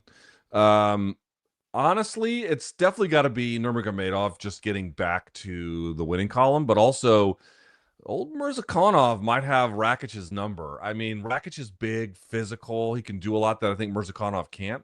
But Mirzakhanov's got a natural kind of quick flow to the way he moves. Fast feet, fast hands, good combos. That might be real tough for Rakic. That's a good fight, right? That's one of the sleeper fights for me that I actually care about. Yeah, good stuff right there. Long Island Luke, you are a proprietor. I mean, the guy was asking me on Prop Quiz to name like Ode Osborne's like first 3 fights, and I'm like, I don't know how you didn't know it. You're telling me Rabuchki versus Klein is going to be something here. Rabuchki, Klein. Those are 2 like unranked all action guys. That's going to be a did you say all action right now? Fight action? Whatever you want, BC. Balls. Yeah, I'll take both. Thank you. They're going to have sex, Brian Campbell. Yes. Finally, Jim Lampley will be proven right, Luke. You know what I mean, right? Yeah, okay, that's weird. Thank you very much. They're falling in love. Yeah, this Saturday, UFC 321. Do not miss our pregame preview this Wednesday, 11 a.m. Eastern on the YouTubes, live and direct from New York. Luke, I know what I wanted to close with here. To paraphrase the great Chuck Mindenhall, who will be joining us, when he said the Poetan Izzy famous story content, we all think this story is about Tom Aspinall. Maybe it's about Cyril Gahn. You know what I'm saying? At the end of the day, maybe this is Cyril's story. Maybe serial gain is the real gainer in the situation. May all your cereal be loyal. There you go. All right. Speaking of Total Wireless, I got something to tell you, folks. Hey, everybody. Total Wireless is hooking you, the fight fan, the Morning Kombat viewer, up with the ultimate fan experience. One lucky winner will score a round trip for 2 to New York City, hotel stay for 3 nights, VIP access to the UFC 322 ceremonial weigh-in, lower bowl seats for 322 at the world's most famous arena, tickets to the Giants-Packers NFL game, a brand new Motorola Razr 2025, and $1,000 in spending cash. Wow. Do not miss out. Enter at any Total Wireless store from September 25th to October 26th. You've got less than a week left to find out if you can win here. The ultimate fan experience brought to you by Total Wireless. Luke, that ain't a bad offer, to be very fair with you. You don't have to drink Howlerhead. You don't have to meet Nina Drama. It's like just straight up, here's everything you want, right? It depends on what you want. That's true. But Shout yes, out to you're Nina right. Drama. She called Sean Strickland out about what he said about women in politics. You know what I'm saying? Yes, I did see that. All right. All right. It was great talking to you. There we go. That's our 5 topics for the day. But now we give you, the fan, the opportunity to reach out and touch us with a question every Sunday night at Morning Kombat on IG and X. It's time for you guys to talk. This one's called DMs from the Diggities. Oh,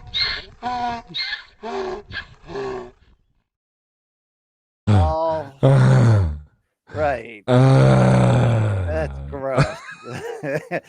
Show me your O face. This first one's from Lyson Ring J 1775. That's our guy Joe. Run dem cheeks. He's a Marine for life. Luke, That's right. favorite fall activity to do with your family. Luke, I'm a leaf peeper. I like long drives with the sunroof open, the tunes playing, checking out them fall colors. Do you have that in DC? Do we have the season of fall in I'm saying you have like the changing of the leaves, and like I know it's a New England thing. It's spectacular here. Yeah, I mean, summer it's a swamp here, so it's terrible. Last winter killed my dog. It was so fucking cold. You know what I mean? Like spring is okay, but it's rainy. It's rainy. Fall, dude, is the king. Yeah, but you get them seasons. Flowers, those pink blossom things, right? Like I give a fuck about those things. I'm talking. I like the fall. Fall is the king of seasons. I mean, all right, what do the Thomases do when it's like, hey, Tukes, get your shoes on? We going falling right now. We like to go picnicking in DC. There's actually a ton of places to go. We go to Rock Creek Park, where everybody knows the area. We go to gravel. Our favorite is Gravelly Point. That's the thing we love to do. Do the bike riding in DC when fall is out with all the trails around all the monuments and stuff. It is absolutely beautiful and spectacular. And then also, there's, believe it or not, just outside the city, there's actually like in Northern Virginia and then even in PG County, there's like a bunch of little farms to go do, like the kids can go play with the goats. You can go pumpkin picking, all kinds of fun stuff. So we're actually pretty lucky. Fall is well accommodated here. You writing off cherry blossoms that quick did remind me of that time you pretended that you don't watch anime. That's the spring. I remember that time on the show. You're like, I never saw an anime movie except for all those other ones I've commented about before. I mean, it's one studio though. It's like I'm a fan of the studio, less so that the medium itself is interesting. Would you allow yourself a pumpkin spice latte this season just to celebrate? Only as a way to buy it and then throw it in someone's face. Yes, that I'd be a good favorite. Is that what you were doing at the No Kings launch on Saturday, Luke? I was biking right by the No Kings launch. I was not participating. Not that I have anything against it per se, but I got shit to do with my family. Yeah. You know. You're like, whether it's that or Jan 6, I'm busy. I don't care. Yeah. Listen, I'm all for smearing shit on the walls of the lawmakers, but I just didn't have time this weekend. Take that, Pelosi. All right, question 2 comes from, I know this guy. That's Joe Murphy, a man and his cat. Do you believe corners and coaches should be celebrated more for saving their fighters by throwing in the towel? Yes, absolutely. Hell yeah. Please. It happens in boxing to such a degree that it's barely even noticed. Yes. Like, you know what I mean? It's just, the corner chucked the towel, and that's just part of what it is. In MMA, it's like, did you see that? They actually went ahead and did it. There's like this weird, you can persevere culture. Yeah, they didn't let him die. Wow. Yeah, just bleed, indeed. Number 3 comes from Fahey_Liam, a boy named Liam in these day and age. Who was or is the greatest striker in UFC history with incredible takedown defense? Is it? How are we deciding Poatan has incredible takedown defense? Oh, I said US. I meant UFC history. Sorry. So they want who is the greatest striker who also has incredible takedown defense. The options they gave are Poatan, Aldo, Izzy, Edson, and Silva. I'm also guessing... none of hold on. Put those back up. The only one of them that has incredible takedown defense is Aldo. Yes, that's the only. No, one. I mean Poatan stuffed all 12 against Ankh. Let's not. How many would he stuff against Cormier? That's sort of a more I hear that. question. Well, you got to throw Chuck Liddell in this conversation, don't you? He was sort of the original sprawl and brawl type. You could put him on that list. Izzy has very, very, very good takedown defense up along the fence. It's out in open space where it's less good. What are the other names? We'll throw up one more time. Sorry. Edson Barboza, he has okay takedown defense, but he can be overwhelmed with volume. And then are we talking about Anderson Silva? I think that's Anderson Silva because I did see Vanderlei recently go down to a big punch. I know that's not a takedown. Yeah. So Anderson's takedown defense eventually got very good, but there were long stretches of his career where his takedown defense was not very good. Yes. So again, of that list, the only one with proven takedown defense against elite wrestler guys is Aldo. That's the only Do we not one. have respect for Max Holloway here? He's not on that list. He's not on that list, right? Poatan, Aldo, Izzy, Edson, Silva. Of those names, yeah, yes. What do I agree that Holloway has very amazing takedown defense? Yes, of course. Yeah, and by the way, an old Jose Aldo kept Merab over on takedowns, which is wild. Which is insane to consider, Just but he wild. did it. Let's go over to flannels in jits, and I did want to make sure we had room for this in the show. Oh, Unfortunately, the fine coach of Rufus Sport, kickboxing legend in his own right, Duke Rufus, passed away. Do you have a favorite moment or memory? Unfortunately, Luke, I've never interviewed him. I never interacted, but what do you have to say about what the imprint, bringing up so many great fighters, including the Pettis brothers, and you had Paul Felder speaking about it emotionally on Saturday's broadcast. What do you remember most here about the great Duke Rufus? It's been a really terrible year for people I've known professionally in MMA, BC. Jordan Breen died, Thomas Gervasi died, now Duke Rufus, and I'm sure others as well. Duke was a lovely man. I mean, maybe, everyone has their own opinions about him, but I can only speak to the Duke that I knew. I worked with him when I was the ringside reporter at Glory, and he was the commentator initially with Mauro Ranallo, and then eventually BC with Ron Kruk. And we used to go to dinner, and Duke, he was a talker, he talked a lot. But dude, it's just so funny, man. One of the few guys who every time I hung out with them, first of all, asked about your family, but more importantly, would not stop talking about his family and his dogs. Yeah. Like, that's just what he loved and lived for, was them. And then as he told me, summer in Milwaukee. Summer in Milwaukee was like heaven to him. And, I brought this up. I made a video about it because I actually feel like it's important to say, which is about 10 or 11 years ago, there was a controversy that surrounded him. An amateur fighter at Rufus Sport. Now Duke was not there, but an amateur fighter at Rufus Sport under a show with that Rufus Sport name. This was kickboxing was not regulated at the time there. It was same day weigh-ins, like just all the things that should not happen, and bad refereeing, and a confluence of factors came together, and that amateur kickboxer, ended up dying. State never pressed any charges. Again, Duke was not there. But what ended up happening was that controversy then followed Duke, because some fighters who had trained there previously had kind of said that he had been running, again, in their estimation, I think one person had called it even abusive, but that, a very hard-nosed environment that wasn't conducive to success, that maybe he was a bit over the top. And not every fighter agreed with that characterization. Danny Downs, for example, who trained there for a long time, didn't agree with that. But I bring this all up to say, not to besmirch him, but quite the opposite, actually, which is, number one, even prior to that time, I think his training had gotten better and more humane. But I think that scandal actually, really, really affected him. And I never heard another word about Duke's gym to that end ever again from another person. And I'm, maybe there are stories to tell in that way, but like I talked to him about that scandal and everything, and it seemed to me that he just he even kind of admitted, they were, for example, he even said, they used to spar for strength and conditioning. They would spar their way into getting ready for fights. And you can just imagine what kind of culture that's going to breed, especially with a hard-nosed coach, But at the same time, the truth about it all was, I think it really, really affected him. And he, to me, devoted the rest of his time training to being, tough love, BC, but the tough and the love, and trying to be a patriarch in the gym, not in the overbearing way, but as a leadership kind of way. And trying to get the best out of everyone and pushing them, but really understanding that there was a need for humanity even in this crazy sport. There's a need for humanity even in, the way in which you train. And I think he really made some commitments to that towards the end of his life. And I think that's all you can really ever ask of someone. Yes, you don't want them to make mistakes, and you can hold them to account for that. But all of us are going to do something stupid and potentially regrettable or other things in life. And what you would hope for is you don't make them. But if you do make them, that you get the opportunity to live life right afterwards. And I absolutely think that he did that. I think he was a guy that at the end of the day really did care. And the last thing I'll say is, BC, Jesus, man, you just never know how long you've got. And we all stress over our work. I know you do. I know I do. Maybe we shouldn't, maybe there's time is too short.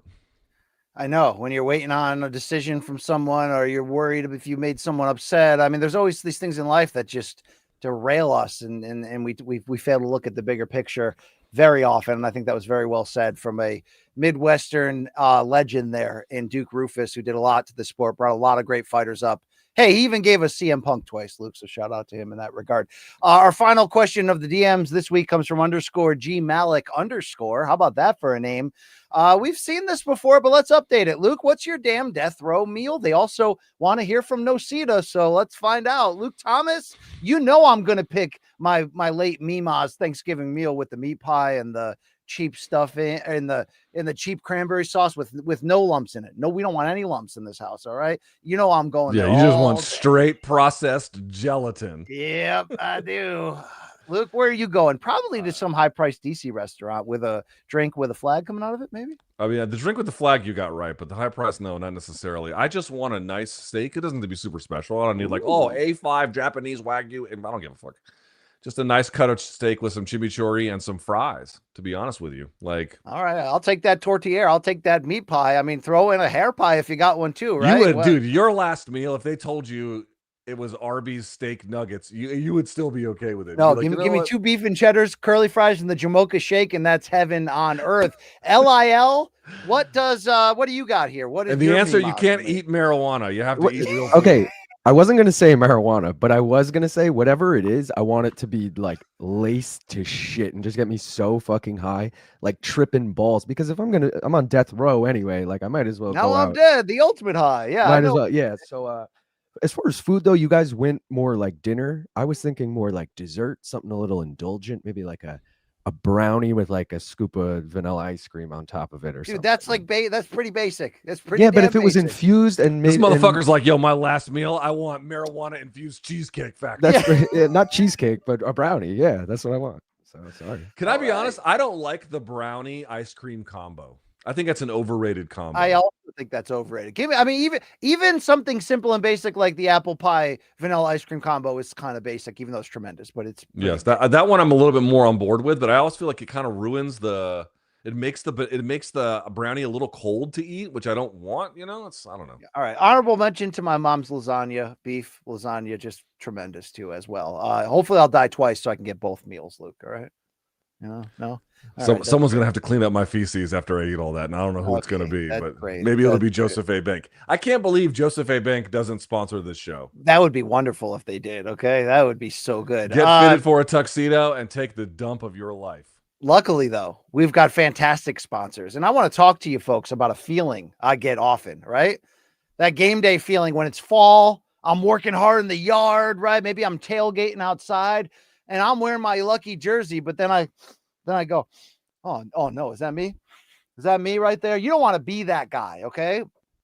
And sometimes you become that guy because regular deodorant doesn't cut it after a long day. Things can get pretty ripe, but with Mando deodorant plus sweat control, this is no longer a conversation, no longer a cover-up.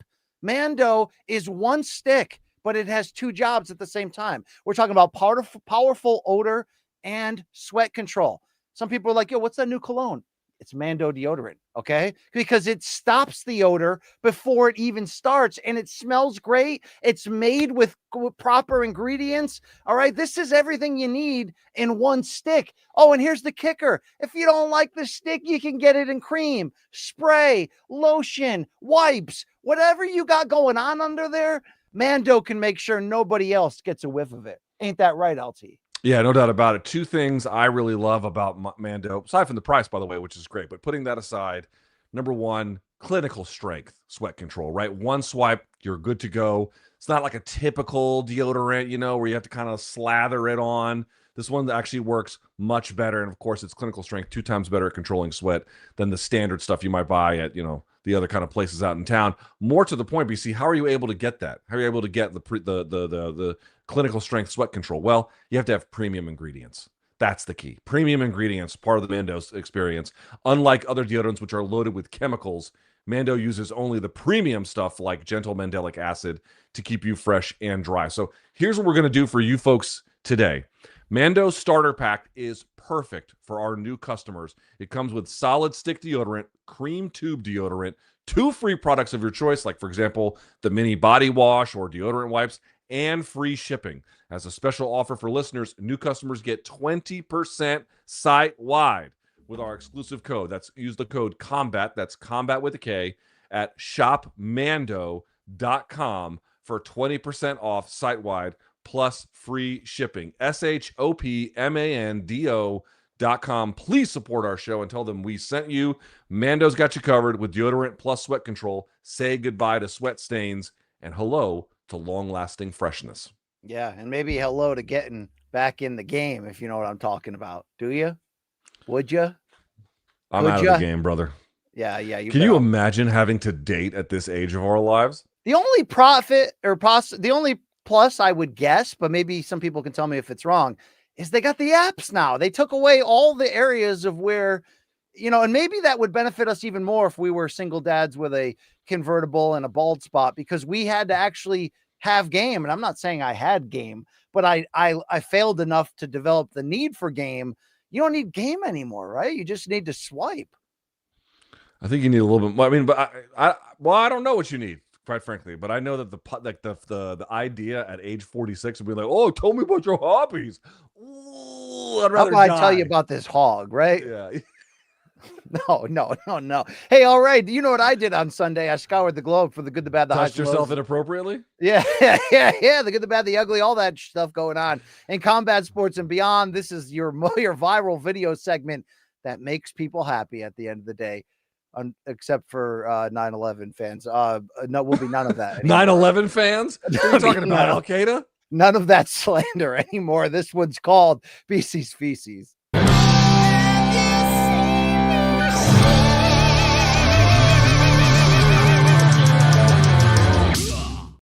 I like how you frame that as fans of 9/11. Like, they're really besmirching the good 9/11 name with their jokes about it. Like, yeah, not good. But a hoo-ah for everybody out there who's shooting. Okay, shoot one down.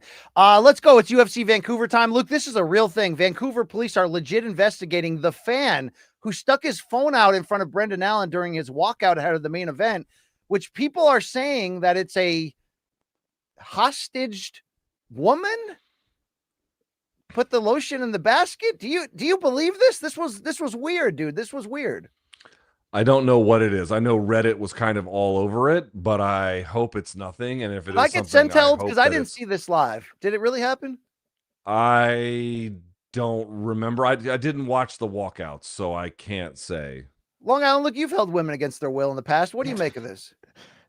What I make of it is I don't remember it happening live, but I did see a few people say they went back and it was there. I don't know if they're lying as well, but I don't know, dude. Is it nothing? Is it someone? And also, are they holding that person hostage and trying to draw attention to it, or are they trying to draw attention to the person that they know that's being held? I have a lot of questions. I mean, this sport is so weird that we all just looked at it and we're like, yeah, I can believe it. Okay, what's next? What else you got? You want this or American Gladiators? You know what I mean? Like, what? Okay, great.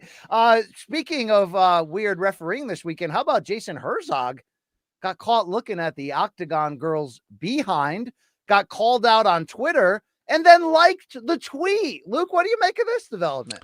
Sometimes you just gotta, officer, you got me. Yeah. Time to take me in.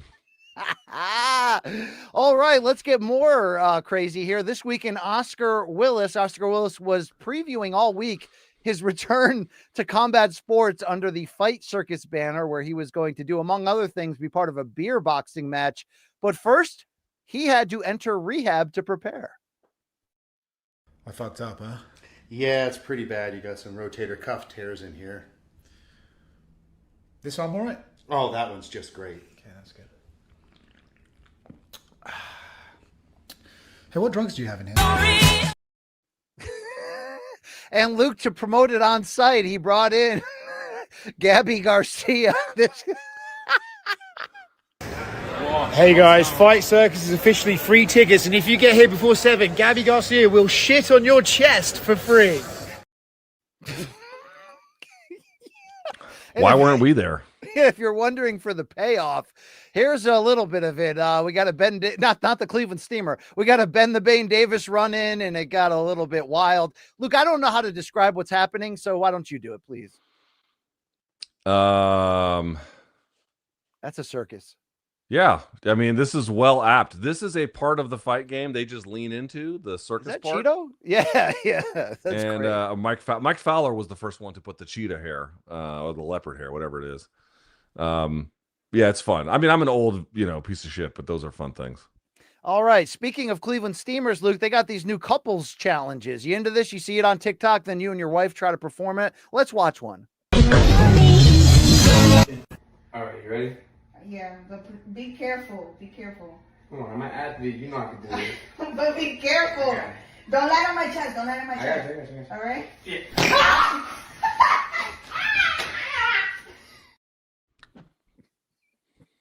I mean, these people, how do they live after this? This is not a thing I could do. You said you have been part of a few Dutch ovens. You have said that you have been. Yes, but typically, when everyone else is sleeping, you know what I mean? Where I'm just, All right. What do you think about this couples challenge instead? Let's get away from flatulence. Challenge 1. Ready? Go.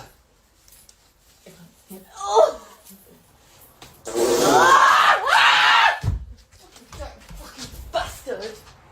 That's fucking rotten.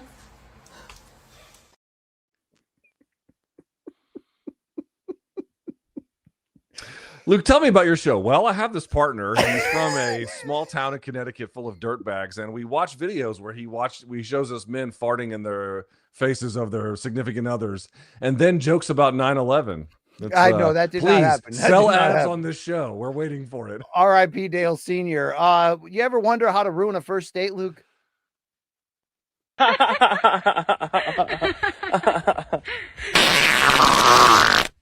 I am so sorry. Like, that is so gross. That is so embarrassing. I am so sorry about that. Don't worry about it. I have a 3-year-old son. I have seen. You have kids? It was going great until she said that, right? Yeah, Wow. he seemed to be going well.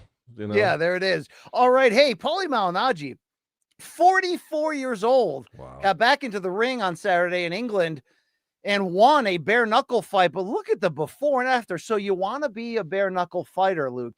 Good Lord, he won the fight, bro. It looks like he's wearing Loki's helmet with the horns. Dude, the amount of injuries he took in winning this fight are so extreme that let's hear from him to tell you about them. What's up, everybody? I just want to give everybody a big thanks for all your well wishes. I'm fine. I'm still in Leeds General Hospital. This is crazy, by the way. I don't know how it works in the UK. I still have not been stitched up. It's 4:30 in the morning. I got here 10 o'clock. Still have not been stitched up, guys. They x-rayed me, didn't give me the results of my hands. They gave me a CAT scan. I've got broken ribs in the back from all the rabbit punches, not the rabbit punches, the kidney punches. The kid broke my ribs with the kidney punches, my lower rib on my left side. And I have my eyes are too foggy still. When they put the light, the really bright light, it's too foggy for them to tell the extent of the damage. They're hoping that it's just, poked and that's it. But it's too foggy, which means there's bleeding back there. So they have to check for a retina tear. And until that clears up, they can't really make a judgment on whether I have a torn retina or not. I pray to God that I don't have a torn retina. God, I mean, look, he would continue, and there were even more injuries. His hands are ballooned, and he won kind of dominantly in that little triangle ring. This is why I have to say, I know BKFC can promote, and they get people that we like watch fighting, but I really don't like bare knuckle. It's sort of like next level gnarly for the sake of it. You know what I mean? Dude, it's weird. I never thought that the cuts in MMA on people's faces, even from elbows or punches, would look surgical compared to the cuts in bare knuckle, where it looks like someone just took their fingers and ripped it apart. You know what I mean? It's grody. You wear those scars for life. Oh yeah, you're different after that. Mm-hmm. Good Lord. All right, let's hit this week in sound bloopers. It's time for the weather report. Great time to go out the door right now and take a dump or take a No. and take a jump. All right. Take a dump. Sure, this is a Joseph A. Banks. Yes, all right. Great. It's like, no, wait, why are you going outside? Just go to the menswear store. They've got you covered. All right, let's go to the NFL broadcast. Clean up the field after this. Knock on him. That was what he did the best. But he can do it all. He's been coming all over the field. He's got to catch over 40 yards in all 3 games this season, and he's getting it done right now for this offense. And with a new quarterback. So, of course, Gino had some success, but Yeah, I'm not Peter North. I can't do that. You know what I'm saying? Thank you. Danny Swift Garcia had that retirement party I referenced in Brooklyn on Saturday. Here is the call. Me, Chris Algieri, and Ak Reyes as he took out the overmatched Daniel Gonzalez in round 4. Style, what do you think? I mean, look, obviously. Oh! Hold that thought. Down goes Gonzalez in round 4. He's done. He is done. He broke his ankle too. He rolled his ankle. Farewell to Brooklyn. An explosive knockout finish for Danny Swift Garcia. Something tells me this is not the last time we're going to see Danny Garcia. Kind of saw that coming. Well, sir, why are you yelling? There's no one there. Okay, that's great. And here's the pick of the All-Star. Yeah, it was nice of Danny to hold a fight in the middle of Barnes and Noble. Yeah. I have to say it was a fun time getting work with these great gentlemen. That's Ak on the left, Curran Bhatia, who did the ring announcing, Andre Berto, Teofimo Lopez Jr., Chris Algieri.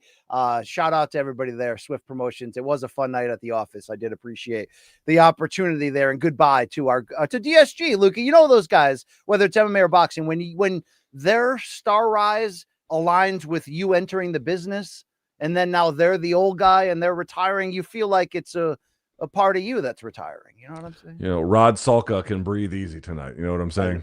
That is true. That is very true. All right. Speaking of the NFL, Luke, reason number 576, why you shouldn't attend an NFL game or bring your family. This is a Washington Commanders version of this reason. Yeah. I mean, why would you go? I mean, this is, you know, hey, do you want a chili dog with those? Yeah. Look at John Riggins here at 44. Yeah. Look, that's why they call them the nosebleed seats, right? Yeah, well, I thought Riggins was retired, but no, he just moved to the nosebleeds. Is out there just beating up on old dudes. Yeah, those are your people, Luke. Those are your citizens. No, these are Dundalk's finest. Are you kidding me? Oh boy. This is St. Mary's County's duly elected there. Do you remember last week we showed that picture of Lana's party and like it was backwards and it made it look like there was something else going on in that room, Luke? Mm-hmm. Well, Lana got married. Check out this proposal. Oh, you know, will you or won't you do anal? Sorry, Luke. I had a Reggie Jackson moment right there. Thank you, Lana. We appreciate that. So does your new husband. All right, Luke. Existential question of the week time. If a man has no arms and he has a gun in his pocket, is that man armed or unarmed?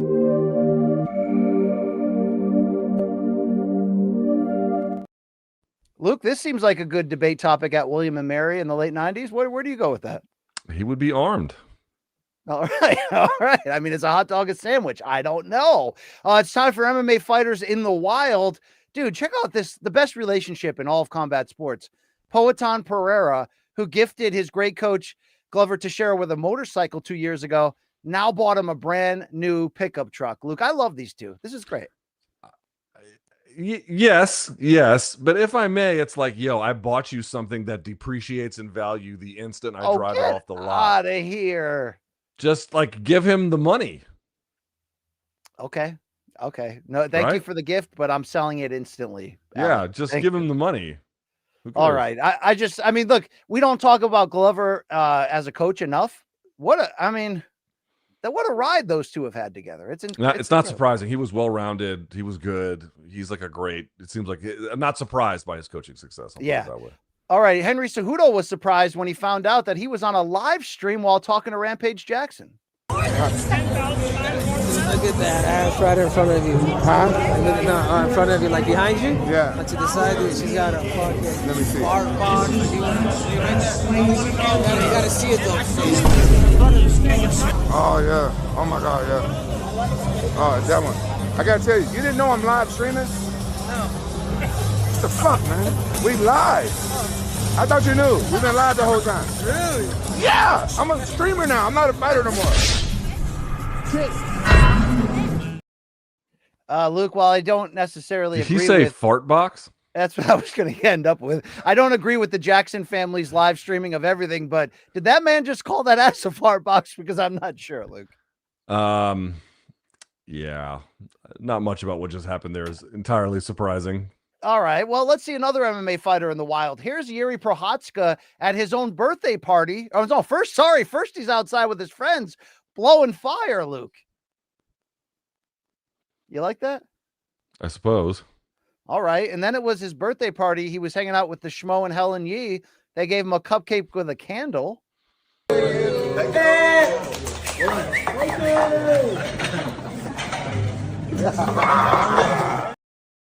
Luke, he ate the candle.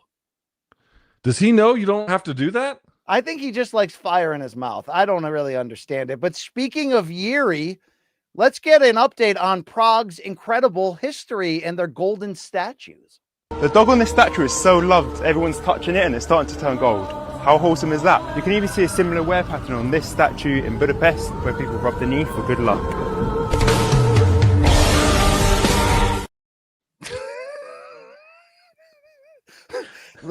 I was wondering where that was going.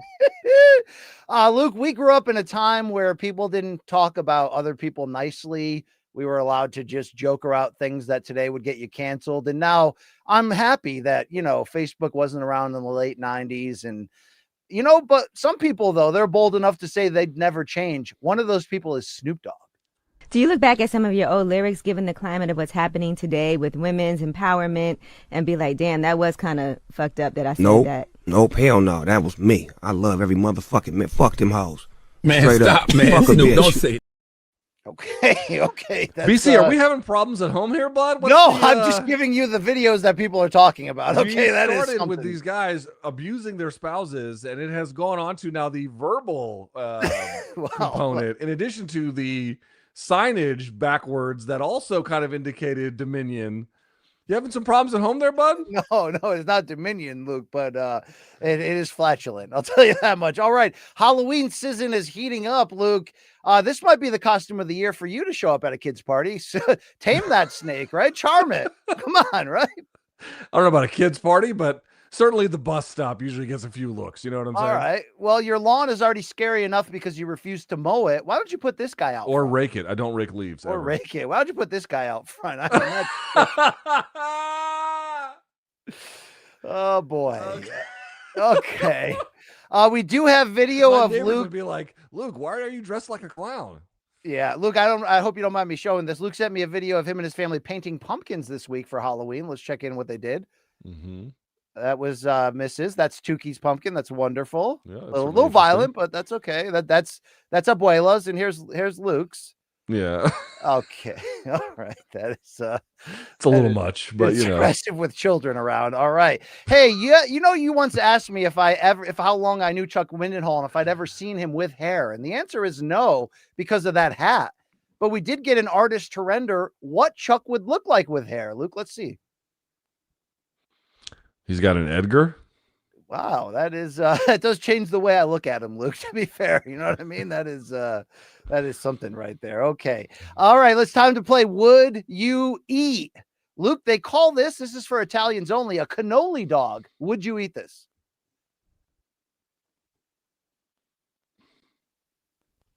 Yeah, I'd eat that. I'd go for that. You? I hope all these people get shot by a drive-by shooter. You wouldn't try a cannoli dog? No. Okay. No. All right. I hope all of them die. A favorite of dyslexic kids for lunchtime, they call this a dot hog. Would you try this? Would you eat this? No? Once again, the person who prepared this, I would cut their hand off like it's the code of Hammurabi. All right. Well, Luke, I've discovered a new 7-Eleven hack. Also mixing the ketchup and the mustard together is the work of an amateur. Let's just be very clear about I don't this. prefer it, but I like ketchup and mayo together. Pink sauce. Yeah. Also, Luke, check out this 7-Eleven hack. We won't play the volume, but check out what this guy's doing. Would you do it? So you take the hot dog bun, you put the nacho cheese on it. All right. Is he going to fart on it or something? No, you go over to the rollers, right?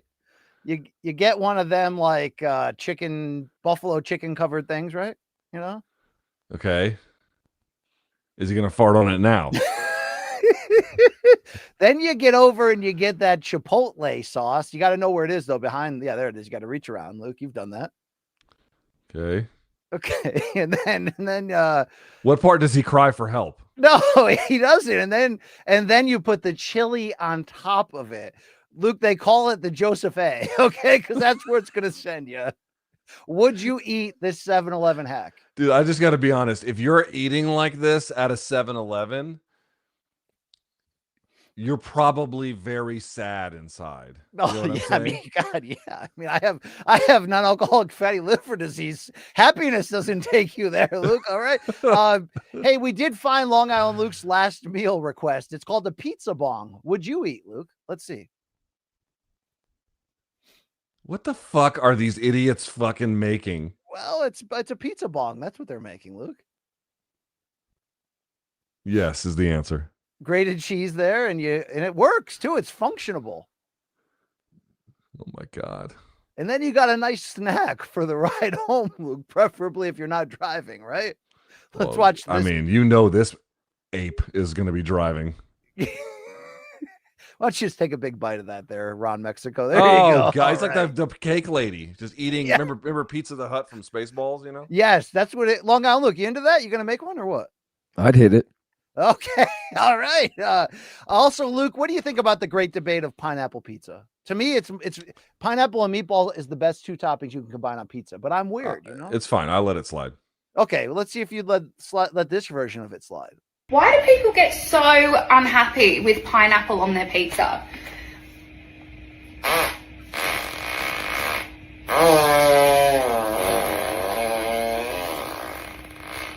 In my opinion, pineapple just tastes so much better.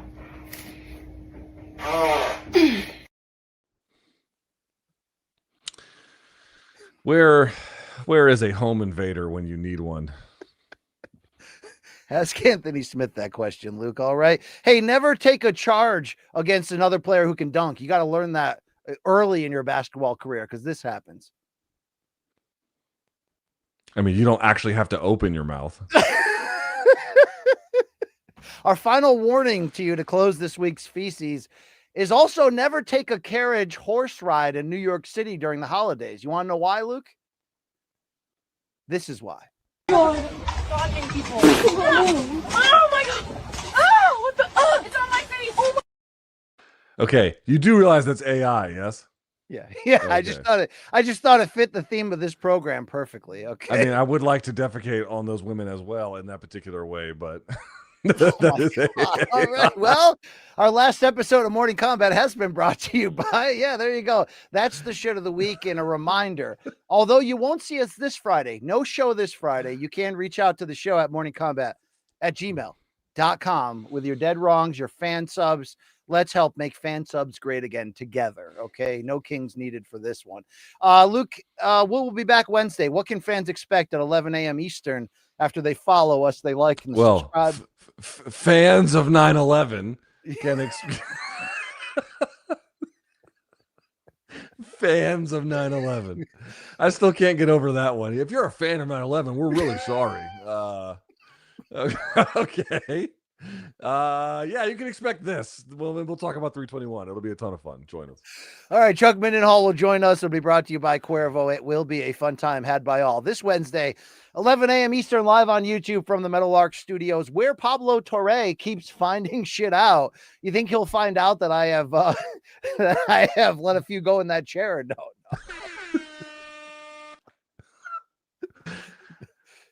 No. All right. I hope he doesn't, because I'm going to keep doing it.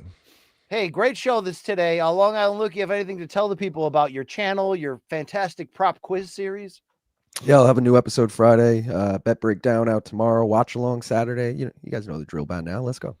Who's fighting this week in the trivia contest?